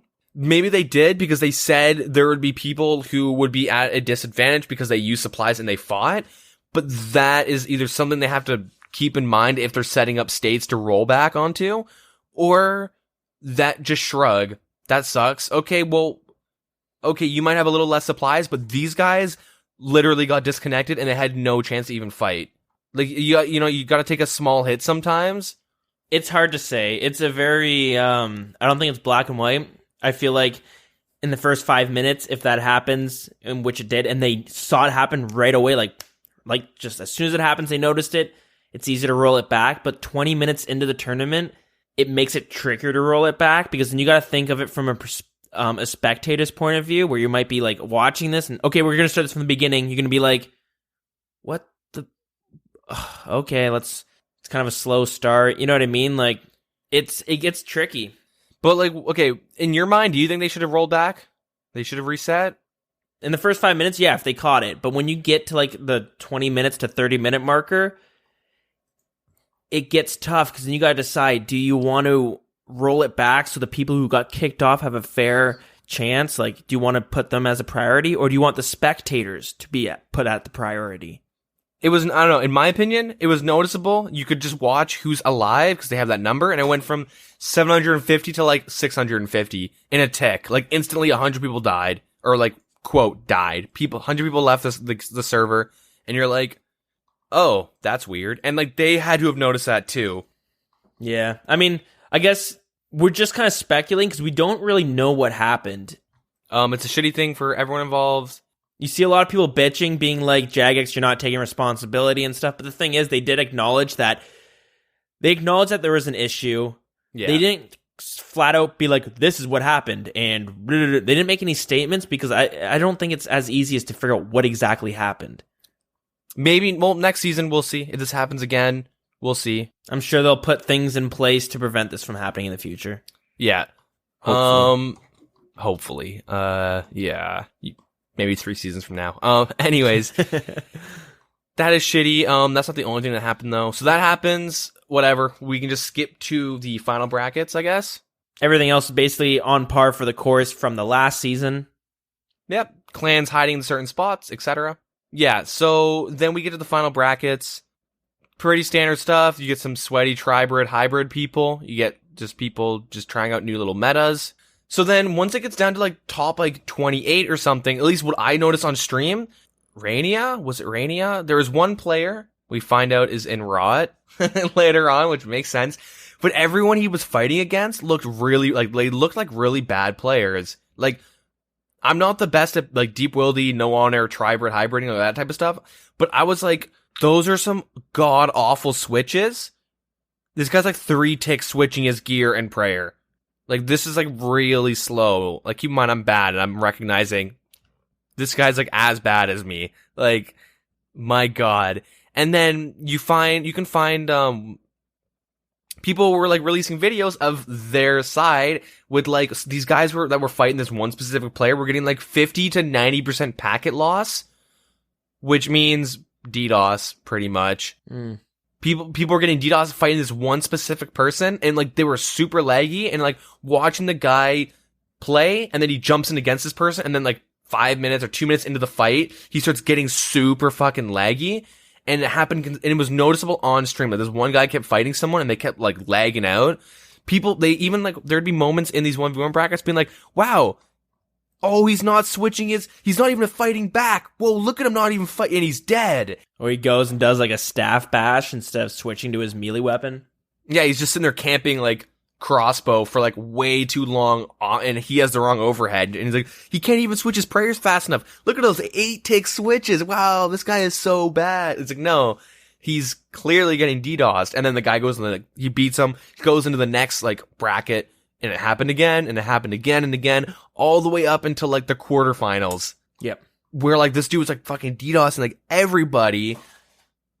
And it's, like, the only reason why I'm pretty certain that, like, he's involved in the DDoSing is, like, I get it. You fight against one or maybe two people in the brackets and they disconnect. It's fucking Jagex. I get it. Like, the servers aren't always the most consistent for everyone, depending on where you live.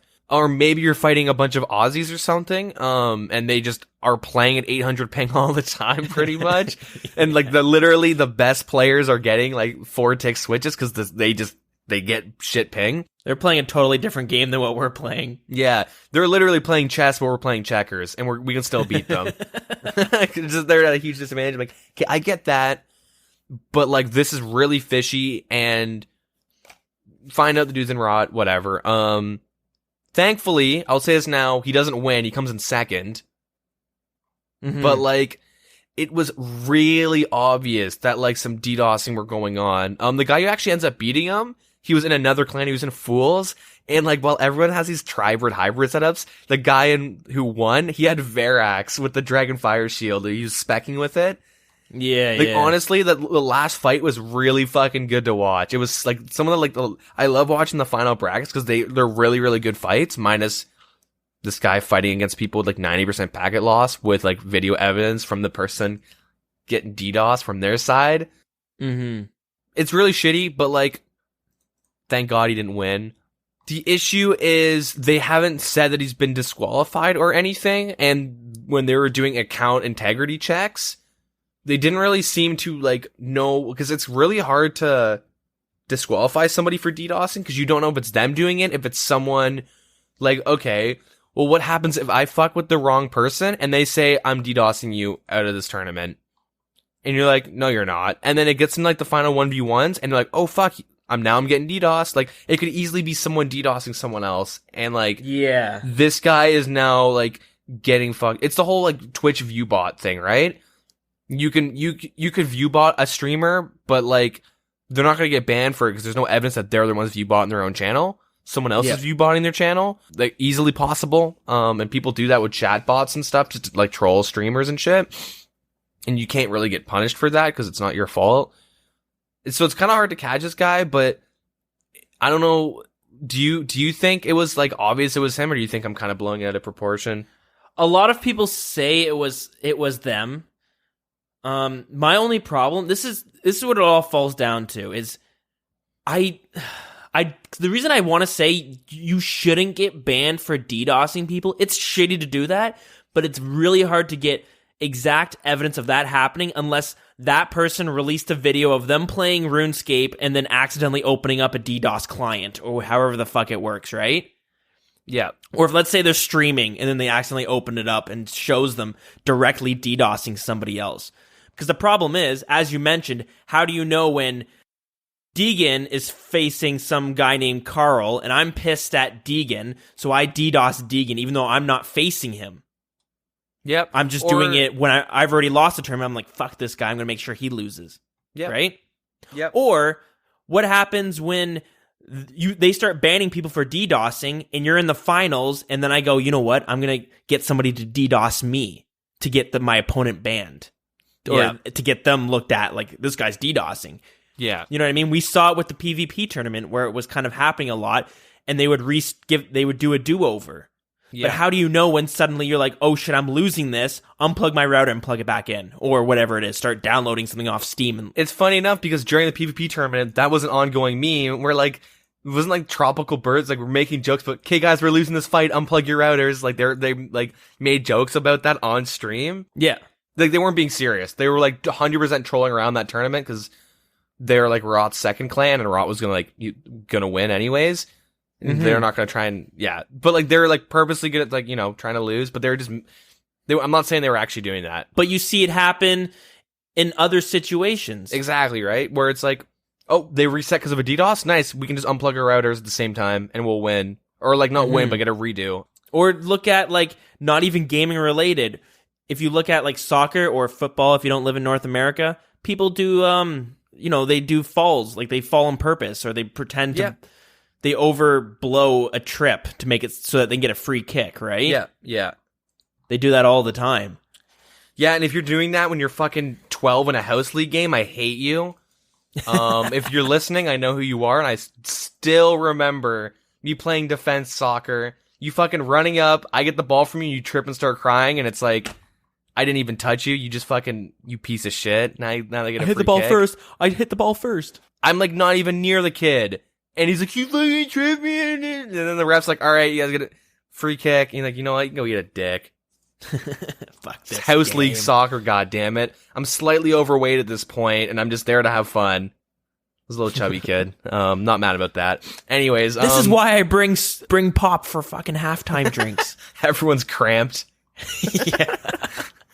I sabotage my own team. Nah, dude, it's all about oranges and watermelon.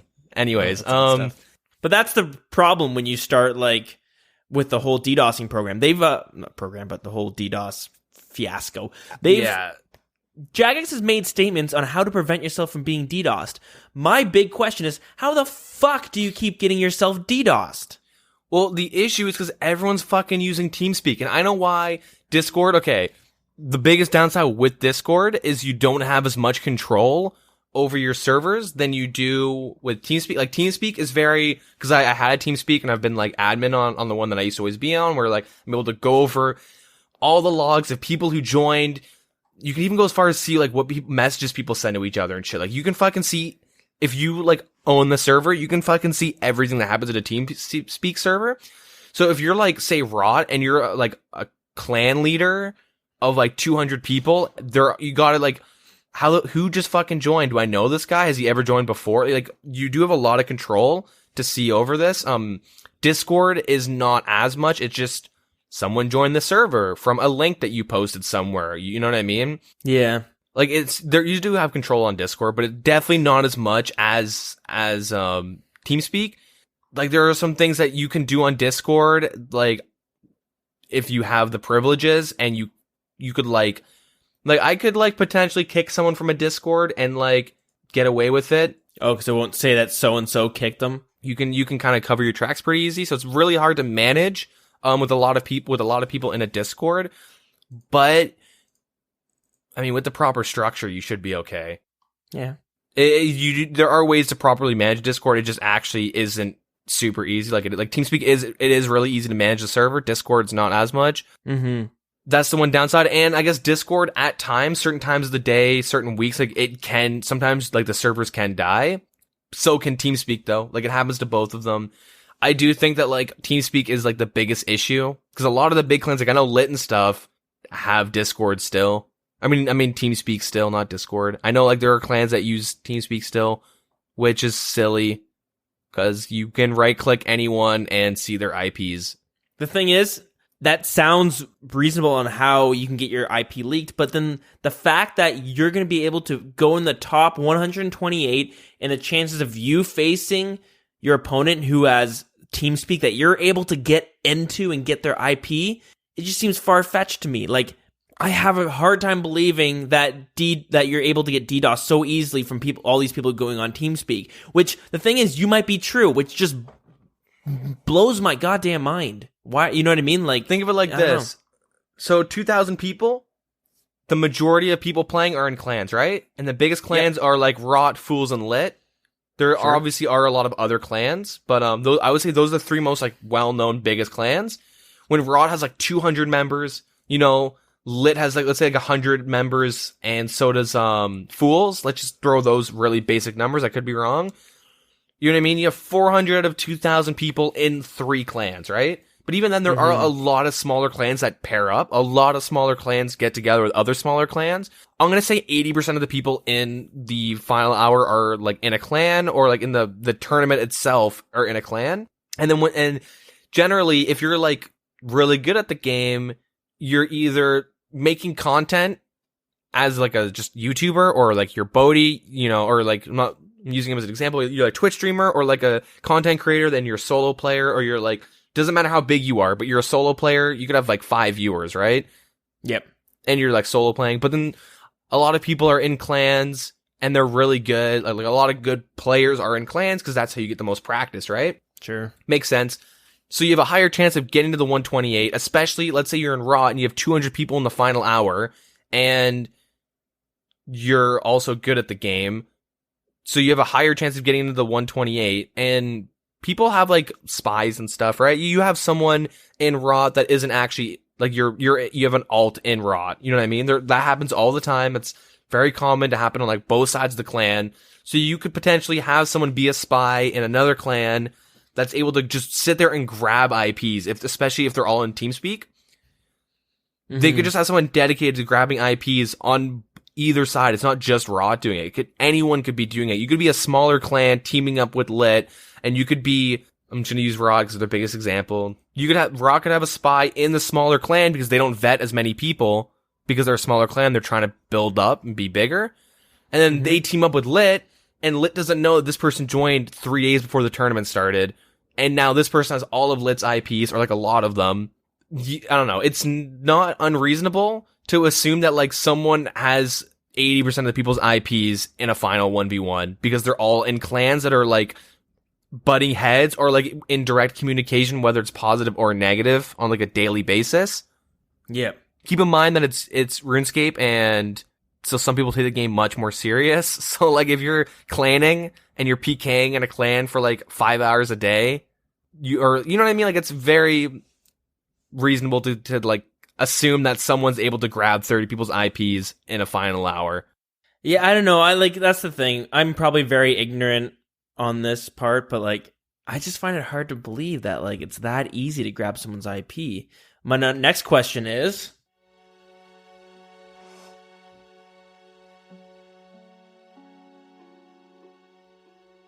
what client's leaking these fucking IP addresses? It's RuneLoader. It's RuneLoader. That's the thing. Like that is another thing. RuneLoader did threaten to leak IPs for money. Yeah, so that could easily be. I don't know. Imagine being like, "Yo, if we win, we'll cut you like $2,000." Really? Yeah. Yep. Just get us these people's IPs. See if they're on RuneLoader. Okay, they all logged in at some point. Just try those IPs. Hope they work. Hope they didn't reset. Yeah. Could be. I would be like, I don't know. I find it surprising that it's that easy. I don't know. I think, honestly, if people are just that bad with protecting their IP, then the problem falls on the player, not on the person DDoSing. It's bad for them. Yeah, it really does. I'm not trying to blame the victim here, but if it's like, if you're not taking any precautions with this shit, like, really, I don't know what else they could do with it unless they make the people who are allegedly DDoSing start streaming it to show that you know what I mean, exactly what's going on your side of the screen. Yep. So I don't know. It's shitty, but it's they shouldn't be banning people for DDoSing. Well, no, they shouldn't. They can't. I should just straight up say they can't. They're like, it's way too much responsibility to say this guy's DDoSing. Let's ban him. And then what happens if it isn't? And then it starts falling where people are gonna, you know what I mean? Well, then we see it all the time on the subreddit. I got unrightfully banned. Where's JMod Smackdown? You know what I mean? Like, people always say that they got unrightfully banned for botting or account sharing or buying, selling accounts, real world trading, like all that stuff. And we always see those posts on the subreddit. It would now start happening with DDoSing. Yep. And there's like 1% of the times where the Jagex mods actually do mess up. You know what I mean? So it happens in both ways. What happens when somebody gets framed for DDoSing, yada, yada, yada. Yep. That being said, I felt the 1v1s were very entertaining to watch. I felt they were intense. When I heard that there was DDoSing going on, I had to go back and rewatch the fights where I did notice it. But when I sat there and watched it the first time through, I didn't immediately notice that some guy was getting fucked with. You know what I mean? So Yeah, I just noticed because like I was like, huh, wow, this guy made it into the tournament. He's pretty slow. Well, maybe I don't know. We'll see. And I was kind of like keeping my eye on like a couple fights, and then I'm like, oh, it happened again. And then I noticed it was the same person. I'm like, oh, this guy's fighting against two bad people. Well, that gives me hope. You know what I mean? Maybe I could be that guy fighting shitty people, or I'd be the shitty person. And then like eventually you're like, they just did a final review. Do you want to talk about this? No, they literally way. just posted a final review like 36 seconds ago. In real time. Hold on 1 second. Breaking news. Some old school RuneScape update. All right, this might be rough because it's my first time reading it. All right, perfect timing. Good thing I left their Twitter open. Anyway, so I'll just start this. So regarding the official statement regarding the final hour that they just released. So they say, during the permanent death stage in the Saturday Spring Finals, 160 players experienced a simultaneous log. The moment we learned of this, we began doing everything we could to determine whether it's a connectivity issue, whether it's an in-game bug, or whether it's something completely different. DDoSing. The investigation was taken very seriously and utilized experts across various disciplines. Game devs, platform engineers, system admins were all involved in ascertaining, just what was going on. Whilst we were investigating the cause of this issue, we were also assessing the viability of getting the affected players back into the finals. Such an undertaking had never been done before, and we weren't confident as to whether anything could be done. After some racking of the brains, we did learn that, in theory, it should be technically possible to reset the permanent death stage, where the fog would begin again, and players would be able to log back in. However, they had never tested it, and there was no guarantee that this would even be successful or be free of unintended consequences. Additionally, doing this wouldn't be a game reset, as such a thing isn't possible, and it needs engine work. And that old meme. And it wouldn't have meant that anybody who died would have still lost experience and items. Lastly, we were at the time still unaware of what caused the issue. Without this knowledge, we could not be sure that the logouts would occur again. All these factors led to the decision being made to continue with the tournament, and we're genuinely very sorry the affected players weren't able to participate in the finals. But with the information available to us at the time, we made what we believe to be the best decision. We have since identified the cause of the issue. It was a game bug unrelated to DeadMan, which looks like to have existed in-game for some time, but never manifested in this way. And it was responsible for logging out the affected players. We can categorically confirm that it was not the result of a DDoS attack. The bug that caused this issue has now been fixed. And whilst the exact repeat of this will never occur again, we don't know, we know it isn't any consolation to those who weren't able to compete because the factors were outside of control. Having a bug like this manifest especially at the worst moment possible cannot be discounted, and so going forward, we will ensure a contingency plan is produced which will dictate any actions we take in the event of this disruption. The summer finals end June 30th, 2018, and by this date, there will be a contingency plan solidly in place, and we'll make sure we'll make sure it's player facing, so you know as well as we do in the event of service. Wait, what? We'll make sure it's player facing, so you know as well as we do in the event of service disruption, just what actions are possible and what course of action we'll take. So for players affected, we'll be granting affected accounts automatic qualification for the next summer finals, and they'll be providing some accounts with enough membership to allow them to participate in the finals.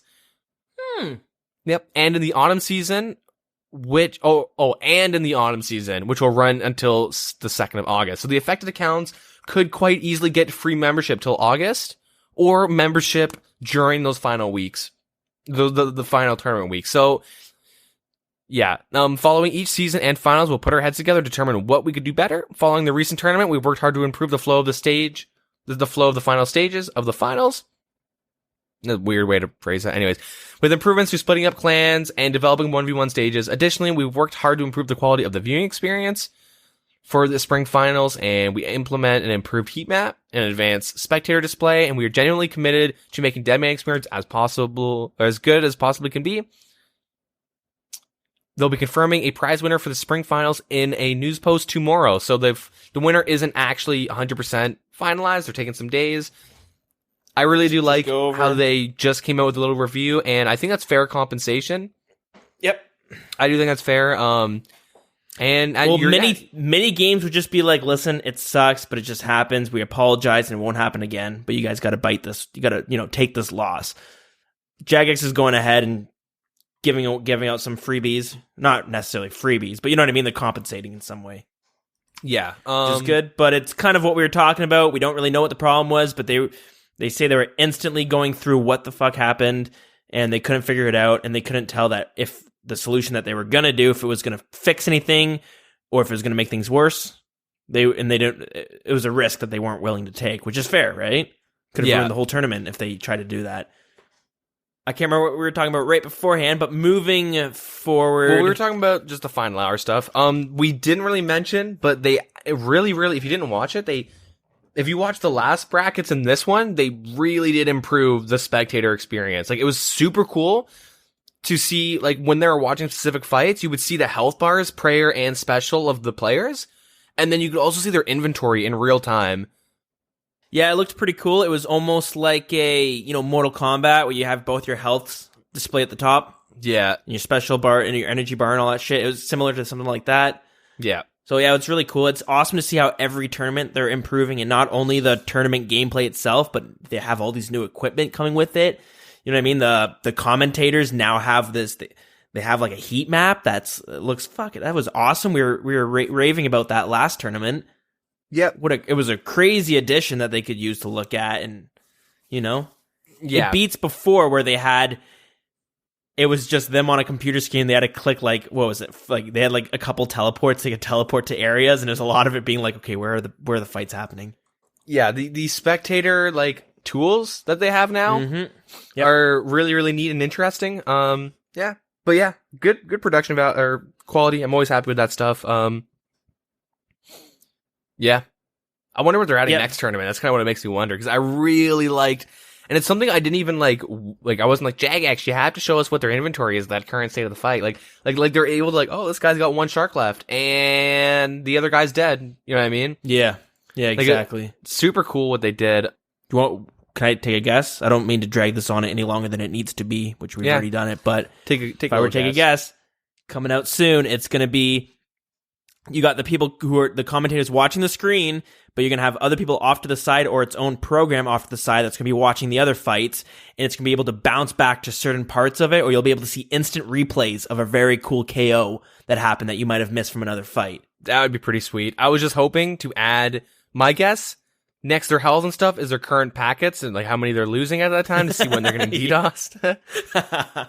Oh, hitting him. That's fair. So we treat DDoS as like specials. He can only DDoS to up for 10 seconds. Yeah. No. Anyways, we'll continue. So there's your DeadMan Mode recap. Before going forward to the rest of the news, because believe it or not, there's more news to talk about. Let us know how you guys feel about these DeadMan Mode recaps. Sometimes they can go a bit longer. They only come a couple times a year. Sometimes I don't like to drag out an episode too much longer than it needs to be. Some people might not care about the DeadMan Mode stuff, but I have thought about maybe splitting up a separate episode almost, where we just do a DeadMan Mode recap. Yeah, where we go more in depth. Yeah, more in depth, episode. Or just because we save this episode from being 4 hours long because we spent 2 hours talking about the DeadMan Mode stuff, because there's all the changes, and then then all the other controversy in the tournament itself. So yeah, I would love to hear some feedback on what you guys think about these DeadMan Mode things. If you don't mind it, we'll keep it in with the regular episodes. If not, we might, maybe we'll split her up a little bit. But yeah, we'll have to see what the community wants, I guess. But let's move it on to what actually happened this week for the non-DeadMan Mode game. All right, so changes for DeadMan Mode next season. No, I'm kidding. Theater of Blood rewards, the tournament world feedback, and tweets. Kill. So they made some changes to the items, some buffs, some name changes. So Infernal Defender, it will now be called the Avernic Defender. It's kind of stupid, but whatever. Yeah, they want to increase the stats slightly so that its accuracy and defensive stats are +3 higher than originally proposed. Yeah, it seems to like what I was talking about previously, where people see the Infernal Defender and they instantly think of the Dazar Cave. Yeah. When really it's coming from the demon realm called Infernus. Yeah. Sorry, I like to feel like a lore junkie now that we've brought in these lore segments. I like to feel like I'm in the know. Yeah. I'm not at all, but yeah. Do you want to say the lore part here? They changed the lore? Oh, fuck, they did, didn't they? Yep. During the Second Age, Avernic weaponry was common against the forces of the Empty Lord. These weapons, crafted by the Avernic smiths in the liquid fires of Infernus, were some of the most powerful around. Today, Avernic weapons are incredibly rare. The secrets behind their creation have long since been lost. Lady Verzik's Avernic Defender is one of the few that to still remain and is a relic from her time in the service of the Empty Lord. Now, if we can argue about the lore for a minute there, Zeros, which is basically had the place of what the Zamorak god is currently at, but he was before the Zamorak god, right? Zamorak killed Lord Zeros. Okay. It says these weapons were crafted by smiths in the liquid fires of Infernus, the demon realm, yet they used it against the Empty Lord. Now, isn't he like the overseer of the demon realm? So how do they craft it in the fires if they're going to be also killing the same person who's like chilling down there? Mutiny, dude. Yeah, that's true. All right, cool. I don't know. There's a reason why I can go bank. I can go bank with the Tazar and then go kill his brother and then go bank his brother's loot. Yeah, that's true. Flawed. Anyway, so a little bit of buff to the Avernic Defender that we'll now be calling that. Originally, the Dragon Defender was a +2, and they've just added +3, so it's now like +5 on the stats. The strength bonus is still a +2, so they're not adding a +1, they're adding a +3, so it's a +5 total. Yeah, okay, we'll move on. The Sanguinesti, the Gwen Stefani staff. Yep. They're changing it. They're opting in to reduce the cost to 3 blood runes per cast. Oh, didn't you call that? I think so, yeah. Yeah, but did. they're also increasing the chances of healing effect to occur 1 in 6. Now, I thought the 1 in 8 was more than enough. I thought it was pretty good. The Guthin set is a 1 in 4. Mm-hmm. Doesn't feel like it. It feels like a 1 in 4. It feels like 100% if I hit a 2, a 0% if I hit a 40. It's a 1 in 4 for the Guthin, so I guess making it a 1 in 8 was a little bit too high for them. So the staff doesn't degrade, it just takes 3 blood runes per cast, which I think is smart to make it a little bit cheaper. The 1 in 6 makes it so you don't even have to bring food to Kraken now. Like maybe beforehand you have to bring a couple to be safe. This seems like a 1 in 6 to heal half of what you hit. Is pretty good. We'll have to see though, I guess with all the testing and whatnot. Yeah, I guess that they found that was the most reasonable. So now we move on to the Grazi rapier. So they decide to increase the stat bonus to 94 and the melee strength to 89. So the tentacle whip is a 90 slash and an 86 strength bonus. Yeah, so it's going up by 3. How do you feel about that? Well, I don't know. If you're okay with whips crashing, I think it's fine. Here's my problem with it. If you're going to increase the stats, it's not a whole lot, but I feel like you should increase the requirement to a tier 78 instead of a tier 75, because it's still at 75 attack required to wield it. You know what I mean? If it's going to have 75 attack to wield it, it should be on par with the Abyssal Tentacle Whip. Yeah. Now, it's stronger than the whip. I mean, I'm of the opinion that it's okay to... We've talked about power creep, and how bad it is to do a power creep, but we never really talk about how you need to do power creep to keep people in the game, to keep things fresh and different, and you need to have a better item come out at some point. This game's 5 years old, and the whip might have came out year 1 or year 2 of it. Can't remember. So this isn't a huge upgrade, but I feel like we need to bring it up a tier then, because this is just straight stronger than the tentacle whip. Yeah. Not by much. The way I feel it, but yeah, it should be a 78. The way I feel about it is they're intending this weapon to stay like 40 minimum, like at its lowest point, like 40 mil. You know what I mean? Like I think they're really intending this to be a rare item. Like not as rare as a twisted bow, but maybe like close-ish to it. You know what I mean? Yeah. Like maybe like ancestral robes or something. One of those types of a drops. I don't know. Like they want to make it like a pretty rare drop, so they want to keep the price really high. Or not the price, but like maybe the amount that are in the game really low. I can, like, the only argument I can think of them not bringing up to 78 is it gives them less room to add in new items 4 or 5 years down the road. What I've seen is a lot of people are afraid of once they see the 78, they're like, power creep. I do not want that. Yeah, but no, really, that's definitely a big reason. Yeah, but the thing is, like, if they do it in like baby steps, I truly think there's a lot of tiers you can work with. You get tier 78, and then you get tier 80, tier 82, tier 85, or let's say tier 83, tier 85, tier 87, tier 90, and then you can go up by ones, tier 91, tier 92, tier 93. You know what I mean? Like, you have fuck ton of space. And at this rate, it'll be like 30 years before they get to tier 99. Well, I don't know if they'll ever get to that. Yeah, but at this rate, it's not. Yeah, the only thing I can think of is you compare the Brine Saber and the Rune Scimitar. They both require 40 attack. The Brine Saber has a +2 slash bonus on above the Rune Scimitar, and it's got a +2 strength bonus on the Rune Scimitar. Same attack speed, everything like that. Just like 4 times the price. It's like 80 or 90k. Yeah. So they might be using some sort of a reasoning like that, where, I mean, there's a lot of Brine Sabers in the game, obviously, because like it's a lower tier weapon, but like because the price different, you know what I mean, for like such a minor bonus. I don't know. Yeah. They might be applying that same thing, but they also don't realize that the rapier doesn't degrade. Yeah, that's the thing. Like, it's just outclassing the tentacle whip, where it really should be a 78 tier. I think it should be a tier 78. I do agree it should be a tier 78. Start making that Reddit post. That's the only thing we're going to make things change in this game. Yeah, I think the main thing is that if you have 75 attack and you're able to buy the Grazi Rapier, something's not right. I think that's what they're thinking.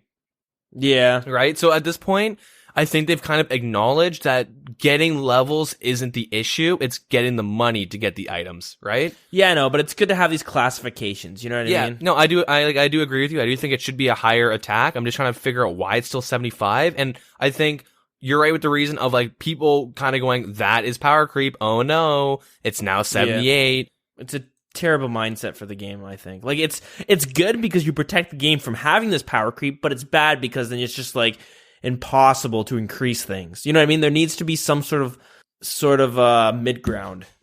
Yeah, I don't know. This is okay. This is kind of. We'll go over the items and I'll give you my opinions afterwards. But yeah, so that's the rapier.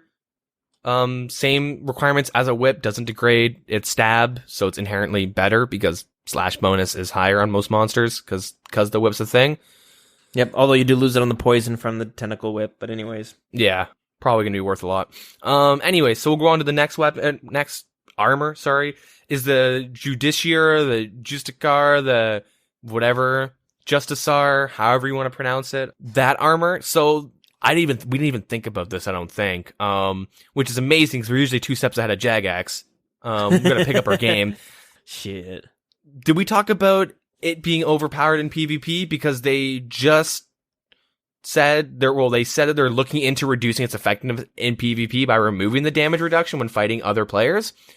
I didn't even think about the set bonus being put into effect in a PvP situation. My only thing is I saw, I guess we just didn't talk about this, but I had seen videos of people being able to tank a lot of damage, but here's the thing. Magic will tear right through that armor regardless. It just did. It would. Yeah. Like, so that's why I was like, I never really thought it was that big of a deal because most people have magic on them as well as range or melee. Yeah. So you could easily just melt the person wearing this armor with magic. That would be the counter to it. What I would assume, let's say you're that dude going for 200 mil hunting, right?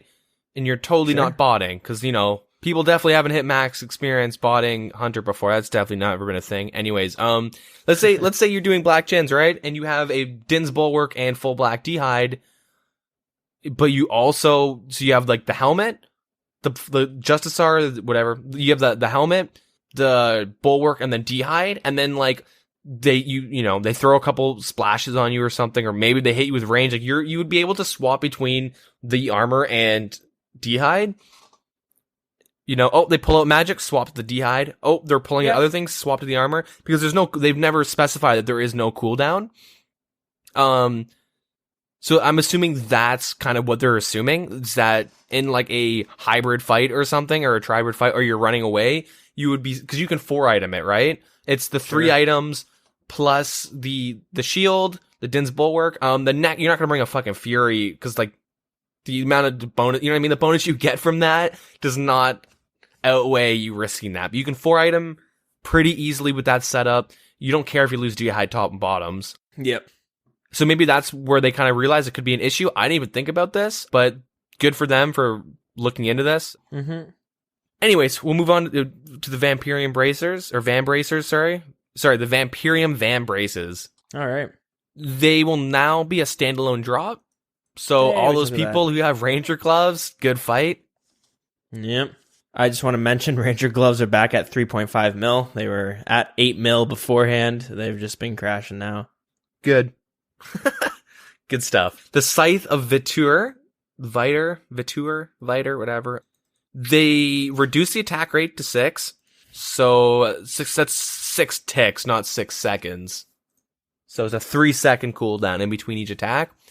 And they increase the slash bonus to 110. I noticed it was very inaccurate. When I was using it. I'm thinking, though, you might want to bring this to Bandos if you get one. I'd really like to see it going, because you're going to hit him 3 times. And with the added slash accuracy bonus, like, because when you go to Bandos, you want high slash attack. That's your main goal. Sure. The whip is 90. So this would be 110. Pretty big bonus. Like a plus 20 is pretty big. You can't equip the defender, though. So hold on. Let's look up the Dragon Defender. Okay, never mind. So with the whip and a Dragon Defender, you still have a higher slash bonus. Yeah, but you are factoring the hitting the 3 times, which is kind of cool. So yeah, well, it's something we'll have to test out, or maybe someone brings it. I don't know. Yeah, I wish I tested it out at Bandos. I never even thought about that. Fair enough. Fuck, I'm kind of pissed. Anyways, there are 2 variants: the uncharged and charged version. Right? So charging the Scythe, like we already talked about, 1/100th of a blood vial and 3 runes. So 100 charges is a vial of blood and 300 blood runes. Anyways, so that wasn't a change. I just wanted to reiterate that there is a item sync built into this item. All right.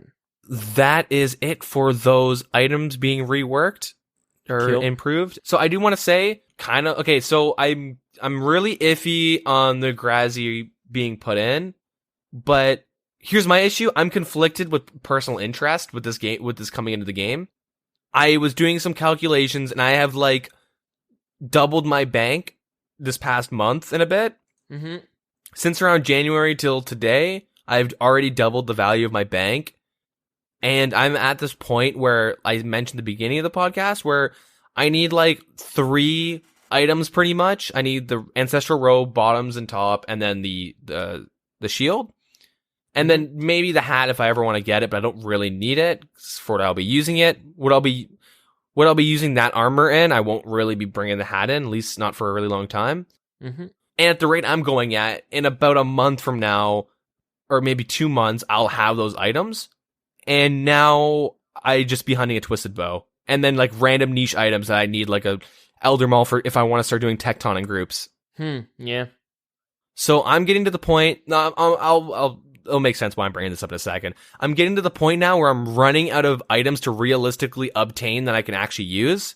You can use the Elder Maul, but like I said, it's a niche item. You can get the Spectral, but you're going to only use it at Cerberus.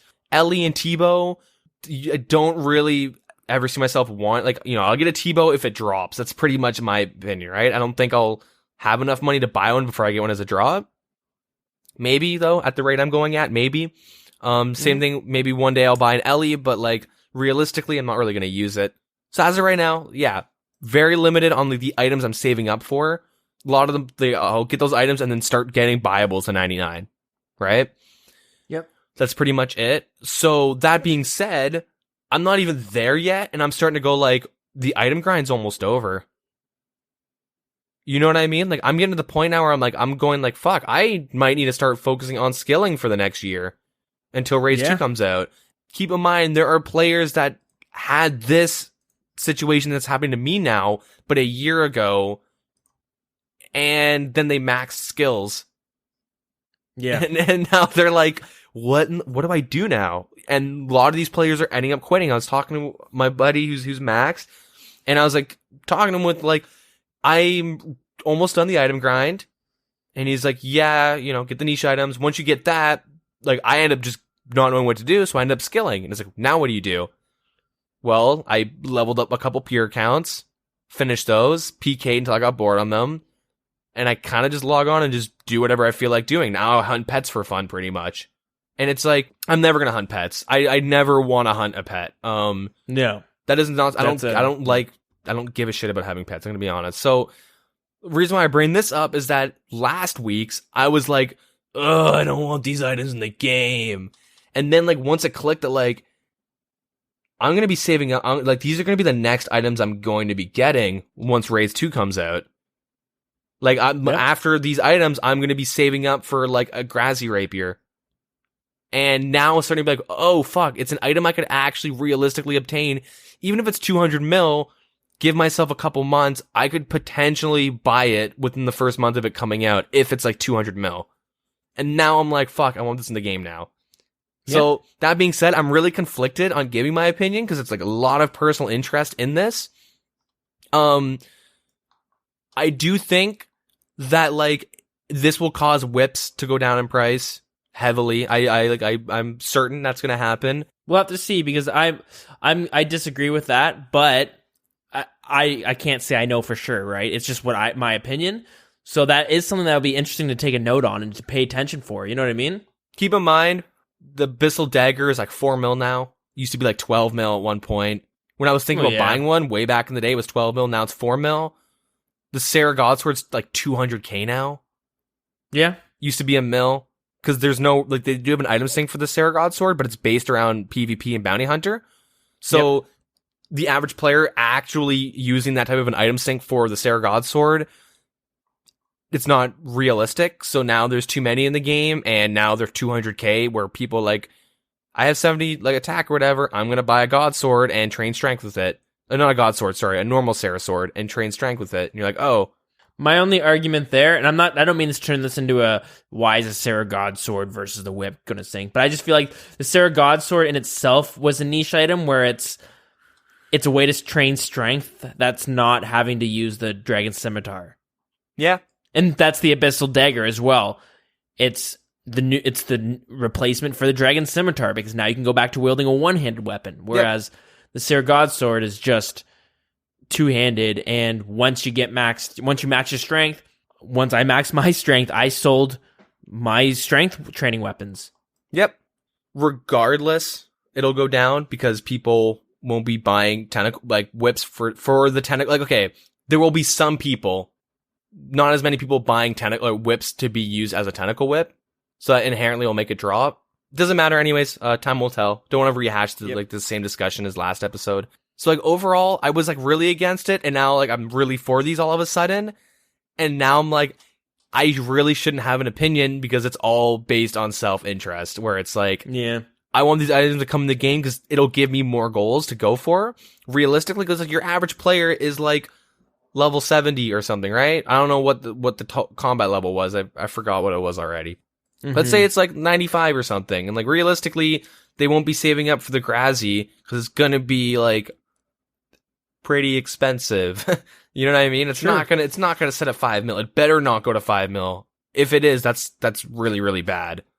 Yeah. That's like awful for the game. Who knows? These might not even be put in the game, but I think they will. People are really hurting for new items, but keep in mind, these items won't tie us for 3 years over.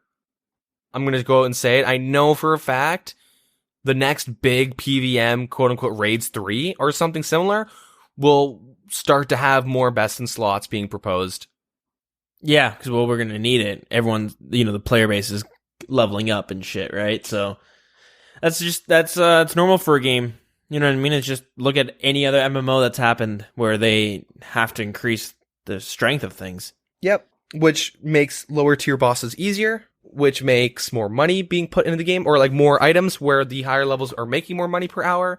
I know personally, if I were to get the Grazi, this would save me 2 inventory slots in my raids, which is like really important because at this moment, like 80% of my inventory is like items. You know what I mean? I bring like 8 potions or 9 potions total, and like the rest of it's inventory, and being able to save like 2 slots if I get the rapier. I don't have to bring a whip or a hasta.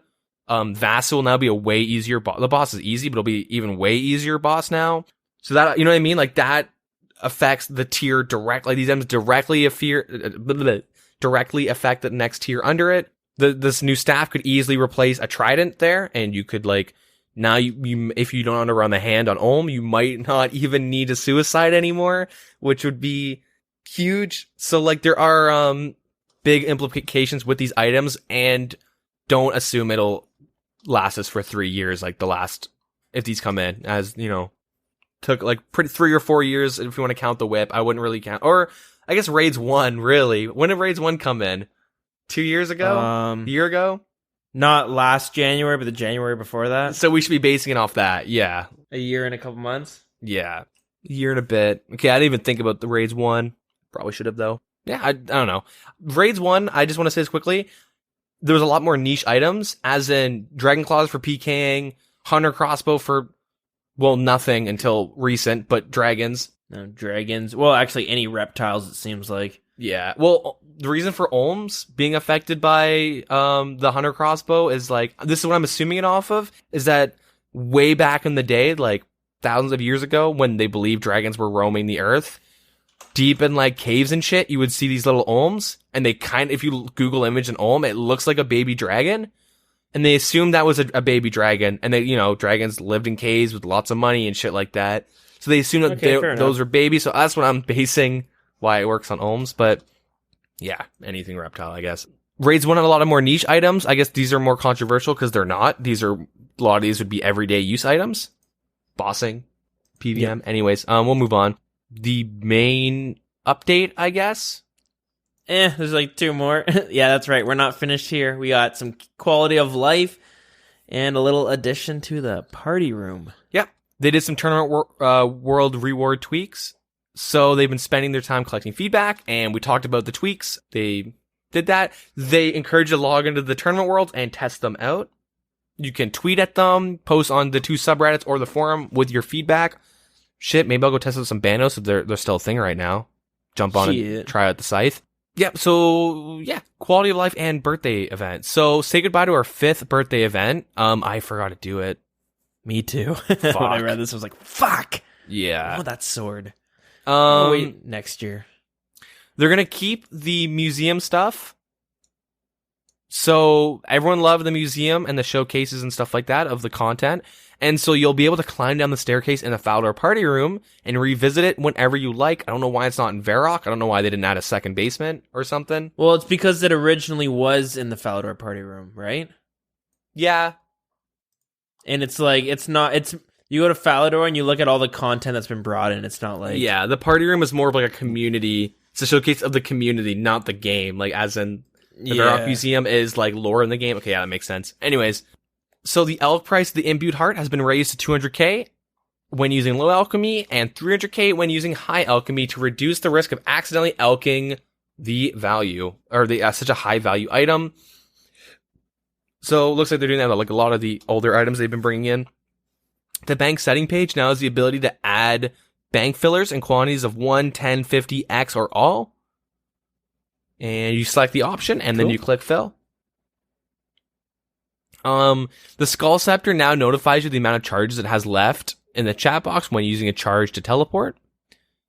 And you can also check how many charges it has. The Cramja Gloves 4 now has an individual right click on each of its teleport locations. So you can go to the Gem or Duradel with the Gloves 4. Players may now purchase additional Grand Tree Pods from King Nar Node after completing Monkey Madness 2. Perfect. This one, I like this one because I've been training my Obby Mauler. Players may now reclaim the Bearhead after killing Kendall, even if they have not completed the Mountain Daughter quest. Return to the cave where Kendall resides and search the middle of the room to get a new one. Nice. Huge, because I have been really worried about losing mine. Because before, if you didn't complete the quest, you only could get one. Mm-hmm. Huge. They fixed a lot of graphical issues and all that jazz. Cool. Yeah, that's it for the update. All right, do you want to talk about the integrity stuff? Sure, yeah, let's... So, the death mechanic. So, the death mechanics in OSRS has been a subject much discussed ever since the mechanics were changed when they were, changed on release. The death mechanic in plays were such as when a player died in a non-PvP environment, all items carried at the time of the death dropped to the floor except for the 3 most valuable items. You had 2 minutes to get them in real time. And if you died, like, people would get them after 2 minutes pretty much, Yeah. So people would DDoS the games, and yeah, they ended up changing the timer from 2 to 60 ever since then, and they didn't really change it back. Makes sense why they changed it, because DDoSing was super bad. Like, on release, man, people meme about the servers, but do you remember, I remember not being able to play for a whole weekend. Yeah, I remember there were like times of it was pretty rough. Luckily, I was at like a low level, so like I wasn't too big into the game as I am now, where like if it's off for a week, I'm like, oh, I'm racking my fucking mind here. Yeah. But like I remember going like, all right, I am just going to fish and do skills and stuff from here on out, because I could not play for an hour straight. Yeah. It was so bad at one point. Like now it's not too bad. We kind of take it for granted. There are 2 moments, or we have 2 stages in life, one with working servers, one without. Yeah, so following this first draft of the post, there were calls to revert the old school mechanics of death, or to introduce a new mechanic that would make it for a more challenging gameplay. So in response, they began tracking data to help advise decisions we make, and blah, blah, blah, blah. There's a survey for death mechanics. Yeah, it seems like they're going to be changing it to something close to what RuneScape 3 has, but personally, not the same, but personally, I kind of like the way RuneScape 3 does it, where you die, you go to Death's Realm, you pay some fee, and you get your items back. I'll quickly run through the questions in the survey. It is, what are your general thoughts on the death mechanics in place in old school RuneScape? And then there's kind of like a 1 to 5, 1 being I am very unhappy with the current death mechanics, and 5 being I am very happy. Next question, how do you feel about the length of time you have to reclaim your items on death? 1 being there's not enough time, 5 being there's too much time. How do you feel about using reclamation on death as a potential gold sink? The costing and the presentation of the gold sink is open for discussion. Currently, Torfin acts in this manner when reclaiming items when dying to Vorkath, charging 100k GP. 1 being I'm opposed of a gold sink, and then 5 being I'm in support. How strongly do you believe that dying in non-PvP scenarios should carry the risk of losing items and wealth? 1 being I believe strongly there should be no risk. 5 I strongly believe that when you die there should be a risk. Next question, currently the countdown timer to regain your items ticks down in real time from the moment you die. This means that if you die due to disconnections, you'll have a certain amount of real time to reclaim your items regardless of whether you've managed to regain connection. How do you feel about a change to this timer which would make it so that it only counts down when you log in? 1 being I'm strongly opposed to this change, 5 being I'm strongly in favor for this change. So that's a big one right there. Currently, any items lost on death in some instances cannot be reclaimed. How do you feel about a change to this, which would make it so that items lost in an instance will appear outside the instance? A cost would be attached to reclaiming these items. This change would apply to all instances in which your items are lost on death. 1, I'm opposed. 5, I'm just going to stop saying those. You can get it. Next is, currently any items lost on death in non-PvP appear only on the world in which you die. How do you feel about a change to this which would make it so that items lost in non-PvP appear in any world? Pretty interesting too. And then at the end they give you kind of multiple choice where they give you a bunch of things you can click off, which is I like a fee to be low, I like a fee to be high, I don't want there to be a fee at all, duration of cooldowns to reclaim items is too short, it's too long, it's just about right. I like it that it only ticks down when I'm online. I don't like it when it ticks down when I'm online. I like that it handles foods and potions separately. I'd prefer food and potions to be treated like any other item. I prefer to keep the death mechanic as they are. I'd prefer to have something closer to old school release where items dropped on the ground for only 2 minutes before disappearing. So you can kind of see what the outcome may or may not be. There's a few different options there, so we'll have to see how it happens. But yeah, interesting. I don't think it should go back to the old school way. No, we'll just start getting DDoS and shit again, right? Okay, even if DDoSing wasn't an issue, I would still be against it. I mean, I agree. The reason I'm agreeing is because they've released a lot of bosses where they've been able to make them super difficult because people aren't worried about losing items as much, right? Yeah. Yep. Suddenly, you die and lose your items. Who the fuck's gonna go learn Cerberus? Yep. You're expected to die a bunch of times at those bosses, so yeah, that's the problem. Okay, so here's the main thing. Have you ever played Black Desert Online? Nope. Okay. So it's really there's a reason to this. Okay, really grindy MMO. Like RuneScape in a different way, as in RuneScape, you're grinding out levels and items and stuff. You do the same thing in that game, but you literally grind like the same group of mobs just over and over and over again for hours and hours and hours. And you do that to buy better items to grind them faster, right? Okay. Pretty similar to RuneScape because you do a bunch of Slayer and bossing and shit, skilling when you're AFKing. You get the better items to kill better things faster. Yep. Back when we were little and we played this game, like most of us like had a rune set, if maybe, right? Maybe some dragon pieces, but like no one had not no one, but like a lot of us that like listening and stuff, like I never thought about getting full bandos when I was a kid. Well, it came out at a time when I was like basically quitting. Oh, okay. For me, when I was a kid, I personally didn't their bossing wasn't accessible. It was more of just you stand around, talk, and it's more of a social game. It's not a social game anymore. There are social aspects, of course, but people don't go on to, like, I would log on to talk to my buddies. Like, literally, I would log on to, like, I have 20 minutes, I'm gonna go chow with my buddies. Hey, I'm not gonna be on this weekend, going out to a friend's house. Yeah, alright, man. Yeah. Blah, blah, blah, blah. They, like, tell me what happened that day, and I do the same, right? Now we log on, do Slayer and PVM, which means we die more often, but we also have like better gear now. I mean, okay, it's selfish. I don't want to like lose my full bandos when I AFK at a task, even though I don't. That doesn't really happen. Mm-hmm. What I mean is that like because we're all more focused on combat, there's more deaths, and the player base isn't as strong. Like we have less players. Less are like willing to skill. No one really wants to skill anymore in their limited time. They want to go and kill shit. And if you like make them scared to kill shit, why would I bring full bandos to like, you know, Thermo? Even though Thermo's an awful example. Like, why would I bring full bandos to Cerberus when I'm learning him? I'm gonna fucking die all the time. I'm gonna 3-item him from here on out because I don't want to lose any. You know what I mean? Like it promotes like this like really weird way of like you don't want to do the new brackets or parentheses or air quotes, new content they're coming out with because they're not safe deaths. Does this make sense? Like, whereas in raids is a safe death, you might be more inclined to just do raids over Cerberus because you won't lose your items doing raids, but you might at Cerberus or Bandos, right? It's super weird. Right now, like, this mechanic, I'm okay with this new, like, with this current death mechanic. Because like it allows you to try out new shit. Like that guy that came to us with Corp, even though you should never be like level 99 or 95 going, I want to just jump into a Corp, find a group and just try and kill them. Even though I'm dying 30 times. Like that's not a smart thing to do. Hey, but I will say, quote straight from the god himself, this is like the most fun thing I've ever done.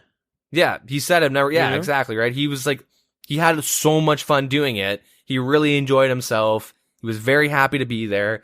And, like, that's a very specific anecdotal evidence, but, like, that happens all the time where people are new to this game and they really want to try out, like, they're, like, a low-level killing Obor.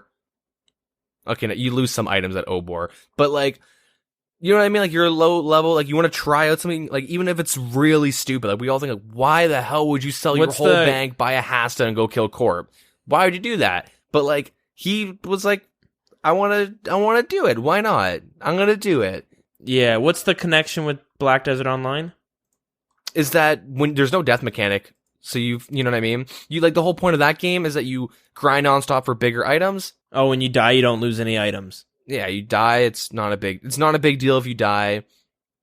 You just sit there. Like the whole point of the game is to grind for bigger items, and you just do that over and over again.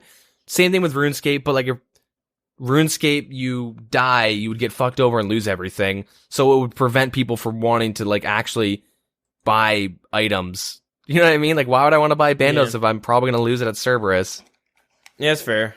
But yeah, like it's like, so it's kind of like, I think like I don't know. A lot of us are too old to get punished. You know, a lot of us are too old to get set back 40, 50, or maybe 100 hours, maybe even more, because they like their kid was like, "Daddy, look at this macaroni art." No, you bitch, I'm dead. Oh my god, you know what I mean? Like you don't want like a kid to get knocked out over their parent dying at Bandos. Very, very, very random example, but you know what I mean? Like. You want them to like, oh, nice, sweetie. Oh, shit, I died. Okay. You can go pick it up. Yeah. You don't want someone to get punished that is like more limited on time back, whatever. If they do like change it, I would still be iffy if it was like even if it's like elk value items, right? Like that's still iffy where like if you die and have to pay 5 mil to get your items back, sure, that's a big gold sink, but like what happens to that guy that like just shelled out like full dragon, right? Maybe it's a noob who like bought bonds and bought like a dragon plate body and they die and for some reason they don't protect it. Or like maybe their legs, I don't know. Imagine dying and you can't buy your gear. You're like some like level 40, you're like some like level 50 who bought full rune and you died and lost a lot of pieces and you're like, I can't get my items back. No.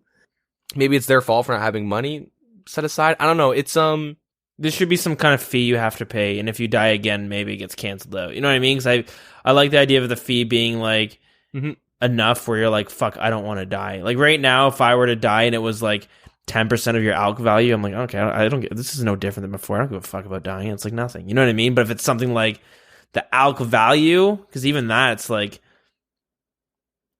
isn't, you know what I mean? Like you die with full rune, you got to pay what, a couple $100K, which is like, yeah, it sucks. But suddenly you're going to be like, okay, maybe I don't want to die. Yeah. So the that's highest the idea elk, of it. I believe the highest item elk value is an Ellie, which is 1.2 mil. Yep. I mean, if you have an Ellie, you better have fucking 1.2 mil. Exactly. That's what I'm saying. So, but I do want to see like a like cash deficit. Like I want you to like have to pay money to get money back. But like maybe protect item will be an actual thing now. Maybe you'll actually use it as a PvP combat. Yeah, we'll have to see, won't we? Yep. That being said, we'll move on. I really do want to see some suggestions they come out with, or some what they'll do, and how. Like my main thing is how they can inform the average player who doesn't fucking give a shit about Reddit in the forums. You can't who reads message of the day? Well, they have it as soon as you log in. They'll have something at the bottom being like new death mechanics. You know what I mean? They do that all the time. I don't know what it is right now, but yeah, hopefully it's like a big thing that's super. Like it would be. Imagine being like some kid who's like, oh, I have Earth Warrior task, and you bring like your full Zamorak rune, and it's some PK, or not PK, but okay, if a PK kills you, okay, let's fuck Earth Warriors, I don't know. You go do Fire Giants, and you die, and you run there, and your items aren't there, and you're like, what? Alright, I'm done playing this game forever.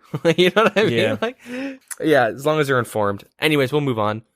The support team, they pretty much are saying that they're going to start, well, pretty much they're going to start cracking down on like abusive behavior in terms of like harassment. Toxic players, look out. Yeah, so they said that the worst single account has generated 509 abuse reports, and they were doing 10% giving away what you show. Like the type of like item scams, right? Trade me 5 mil, you won't regret it. Like, anyways, there was a guy who had 63 million GP that was obtained from low level accounts getting scammed. 54 accounts linked to one persistently scammy player. 50, yeah, so like one guy, scamming fucking everybody pretty much. Yep. I really wish they didn't show you how much GP was scammed, because now other people are going to want to do it. Anyways, yeah, so pretty much people are now, what they're saying is they're pretty much now getting fucked over after all this time. Anyways, changes to content. So, box traps. So when you hunt Chinchompas, it's readily available by all accounts as long as you have the hunter requirement. And they propose a change on November, where if you completed a quest, Eagle's Peak, you'd be able to use box traps and add a little quest requirement. Cool. So, and then they're also going to change the quest so skillers could still do it. I think it got a no, but they're implementing it anyways. A lot of these got voted no, but they're putting them in anyways. Anti-dragon and fire shields. So with the proposed changes that we talked about a long time ago, but it would be a quest point requirement and the start of Dragon Slayer to use it, to use the anti-fire and DFS. You can get 42 quest points and free to play, so that's fine. You could be a pure and still get wear the shield. But yeah, you need 32 quest points, and you don't have to finish the quest. You just have to get to a certain point before you can actually wear it. Mm-hmm. Or sorry, are these suggestions again, or are they actually implementing them? These are going to happen. Yeah, so it won't affect purists, just bots. Skillers, maybe if you're members. Anyways, the rune shop, a lot of bots buy the runes there. So they considered adding the completion of the major and a mini quest.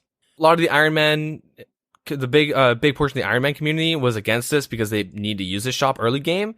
So they want to add the they proposed adding the Hand in the Sand quest to purchase the runes. It makes sense. It's involved with the quest, the Magic Guild. Yeah.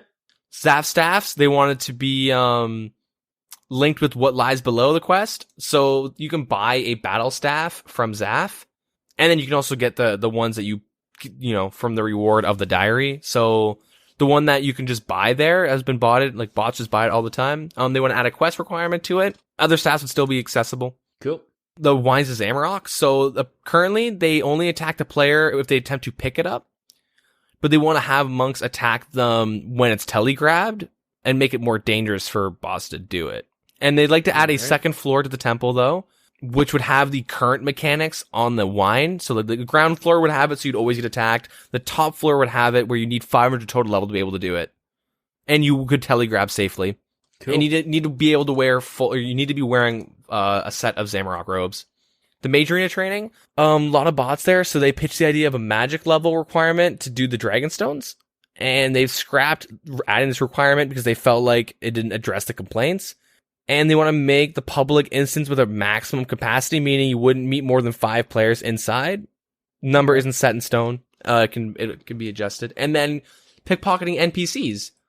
They want to change it so instead of just getting coins, you get a coin bag or a purse, and you'd have to open them up. So it would fill up your inventory. The whole point is that if you have a full inventory, you don't get experience from thieving.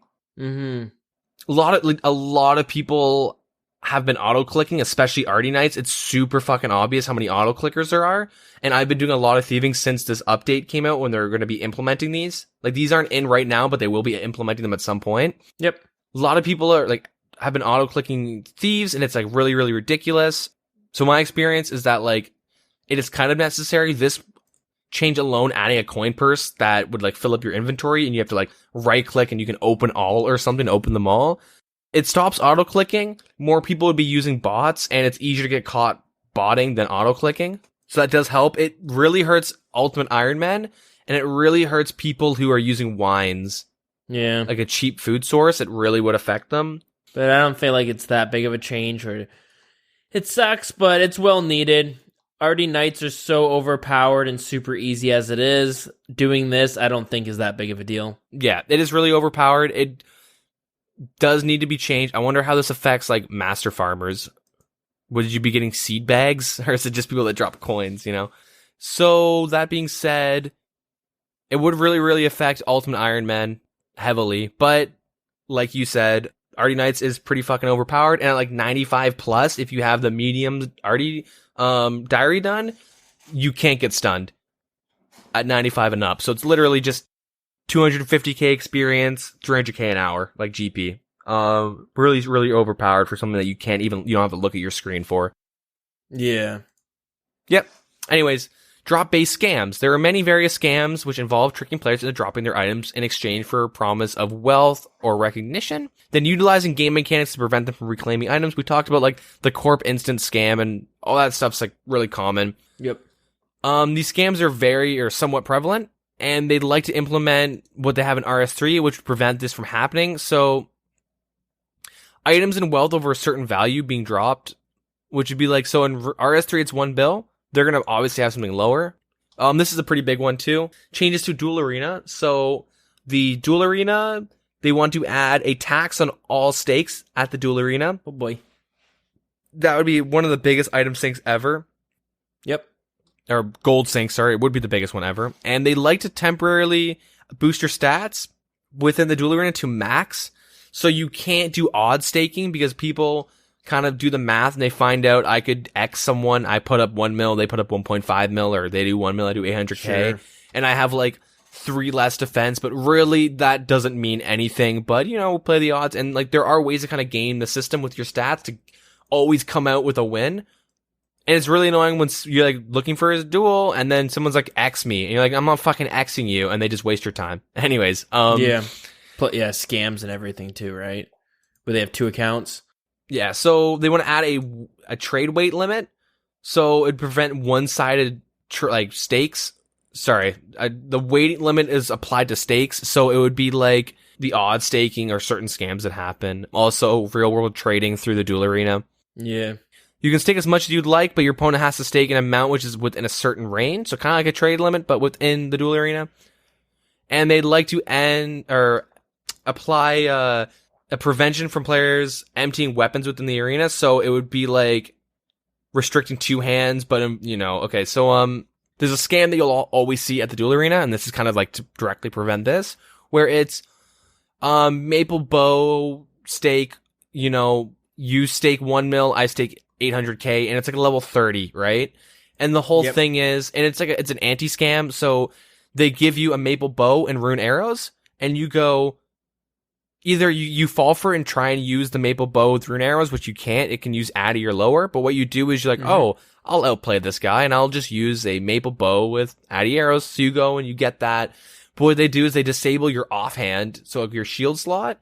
Now you go in, you can't use your bow, but they have darts, and they just sit there and dart kill you. Yeah. People fall for this all the fucking time. Yeah, people actually fall for this like a shit ton. It's fucked. It's really, really smart way to scam people, but it's kind of fucked up. Yeah, so this would prevent this from happening. If this is implemented, we'd ensure that you'd be able to have at least 10% of your filled charge capacity on the hand weapons. They want to make it so you can't really just swap when you empty your hands out or something, right? So if you were to you guys know what's going on. You can't just unequip it. Anyways, that is it for integrity changes, and I think that's it for the updates. I think they're all pretty good. The death mechanics, the pickpocketing, and duel arena seem to be some of the bigger ones. Same with the drop-based scams. The tax, I always thought was a good idea. Most MMO RPGs have this. World of Warcraft and the Auction House. MapleStory has just a straight taxing when you're trading. Tons of games have it. You know what I mean? RuneScape's kind of like the outlier when it comes to this. People out there who might be freaking out about a taxing being put on. This is nothing new in the realm of MMOs. RuneScape's just been behind. I personally think the Grand Exchange should have a tax. I agree. Oh, I can't do my merching. It's like, well, okay, you can't buy fire runes at 4 and sell them for 5. So fucking what? Like, you actually have to be, like, if you're gonna merch, you have to be smart with it, or it promotes, trades. Like, actual trades, like standing at the GE, flipping like that. If you want to, that's a good point. If you want to merching is way too easy in this game. It's way too fucking easy. Anyone can safely make, like, 100k a day. Like, anybody can safely make it, which isn't a lot, but that's literally taking 0 risk. It's like free money. Yep. But that being maybe in the said, future. But the duel arena, I think, is a good way to test it out, because the duel arena is like where the most GP is being exchanged a day. Yeah, I agree. All good things. We're always looking for a gold sing. But yeah, I think it's safe that we move on from there. Stuff going on in the community, I think I'm going to hold off till next week to talk about, just to prevent this from going too long. We try to keep this, no more than a 3-hour long episode, because to be honest, I think 3 hours is pretty damn long. I listen to podcasts all day, so I don't know how you guys do it, but I appreciate it. It's very flattering.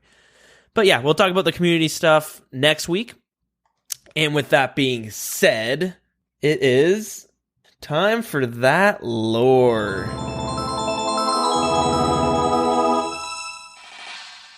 And this week for lore, continuing on with the subject of the different races in RuneScape, we're going to talk about the Vampyre race, sometimes referred to as Vampyres, to keep it in theme with the new raid coming around the corner. Vampires are a type of humanoid race that dominates the lands of Mauritania since the end of the God Wars, but are effectively trapped in that region due to the River Salve, a river in the Salverea region, which was blessed by Saradomin. With the river dividing the vampire region from the mainlands of Runescape, this has caused a few other Vyres to remain on Gielinor. Vampires appear to have at least 4 different forms. Human form, humanoid form, which basically looks like the regular human form, just with fangs, yellow eyes, and a sickly color. Vapor form, and vampire form. I mentioned vampires, for the most part, reside only in Mauritania. The ancient name for Mauritania is Halo Vale. Before the Third Age, the God Wars, it was ruled by a powerful Saradomist society. After the fall of Hollow Vale, it became known as Mauritania, and is when we saw the birth of the vampires. Mauritania is ruled by the Draken family, who set up an elaborate teeth system all across the region so that towns and villages aren't dried up of blood so quickly. However, the majority of the blood comes from Mireditch, which is the capital of Mauritania. Even though Mireditch is mostly ruins, it is still the biggest city in RuneScape. Mauritania is often associated as a land of evil, filled with vampires, werewolves, ghasts, and undead, and other oddities. Although, similar to the wilderness and the Caridian deserts, during the Second Age, Mauritania used to consist of fertile farmland and thriving cities. During the God Wars, Lord Draken ousted the previous Saradomus monarchs and transformed the land into a terrible swamp, erecting a wall around Mauritania's ancient capital, which at the time was known as Hollowvale, and turned it into a blood-farming ghetto, eliminating the Icines, which were the ruling race previously. Vampires are found all across Mauritania, but most of them live in the Sanguinesti region, where there is rumored of a vampiric city north of Mireditch called Darkmire. So far, from what we know, there are 3 main classes of vampires in Mauritania. The first, vampire juveniles. They are the weakest of the vampires and are thought to be bipedal experiments performed on humans in the Mireditch laboratories. Next we have vampire juvenates. Vampire juvenates are more mature vampires that are stronger than juvenile vampires. Juvenates are usually used as servants to nobility and often employed with menial work, such as ambushing travelers, collecting teeths from outlying villages, and guarding the Dealt mines, much to their annoyance. And lastly, we have the Virewatch. Virewatch are fully grown vampires. They are shown to be a brigade of elite vampires that are armed with spears made of unknown metal, possibly Dealt, and have the ability to fly and are currently immune to all known weapons, poisons, and magic. They can also perfectly disguise themselves as humans whenever they wish. Along with juvenates, they are also employed with teething, but are in charge of most of it. Sanguinesti Virewatch monitor their teething schedule on a strict regimen by only teething one of the 6 different sectors each week. In addition to managing the teeth system, the Virewatch are also mentioned to be used as a brutal patrol force in Mauritania. And that's all we have this week for lore. I'm sure once the new raids come out, we'll hear a little bit more about them. So there you go. There's some of that lore for you guys. Anyways, I think it's time where we kind of bring this one on home. We'll quickly list the ways you guys can get in contact with us and what's going on with in our community. As we've mentioned, a friend of the show, Bhooley, is having a giveaway where he made a miniature Dwarf Cannon in real life, obviously. And it doesn't actually shoot cannons that I'm aware of, but that'd be pretty neat, wouldn't it? I don't know if you'd be able to ship that one, but yeah, it looks really great. He's got a dragon pickaxe he added to it, some grass. It looks fucking crazy. So if you guys are interested in winning that, I believe right now there's rumors of it being a kind of a snowball event where there'll be a couple of us out there holding a specific item. You use wind strikes on us and try to kill us, where we just kind of stand there and absorb the hits. One of us will have the item. Whoever gets that item gets to win it. So that is subject to change, but that's kind of the rumors right now. Word on the street. That will be happening at the end of March or the beginning of April. But again, that is also subject to change. We'll let you know as time goes on what the details are. And also follow us on Twitter, as well as go into our Discord server where we will be posting in the events channel about everything that goes on with stuff like that. So, yep. You might be wondering, what is our Twitter so you guys can follow us? Our Twitter is at @thewildernessrs. Our Facebook is facebook.com/thewildernesspodcast. Our email is thewildernesspodcast@gmail.com, all one word. Our in-game clan chat is wildcc. And if you're a RuneScape 3 player, because I know we have some people who play RuneScape 3, it is actually classified as a friends chat on that, which I found out this weekend. So, interesting. It makes sense if you ask me. And yeah, we have a Discord. Definitely come join us there. We have a link on Facebook and Twitter, but we can also send you a link if you're having trouble finding that. Deegan, you got anything you want to drop? Twitch and Twitter is DeeganRS. Awesome. All right, yeah, there we go. Nice and direct, straight to the point. I like that. All right, let's scooch on out of here. Yep, I think it's time. I think it's time as well, but please let us know about the DeadMan Mode section, because they do tend to make these episodes a little bit longer. I know they come around once in a while, but, you know, there could be someone listening who just really doesn't care about the DeadMan Mode stuff, and please tell us, and we'll decide if we should make these kind of a two-parter episode, or if we should keep it kind of how we're doing it now, which, you know, kind of push the 3-hour mark, sometimes going over. Yeah, all right. So that's it this week, guys. Thanks so much for listening. Tune in next week, as always, for the next episode. Yeah, have a good one. All right, later, Gators.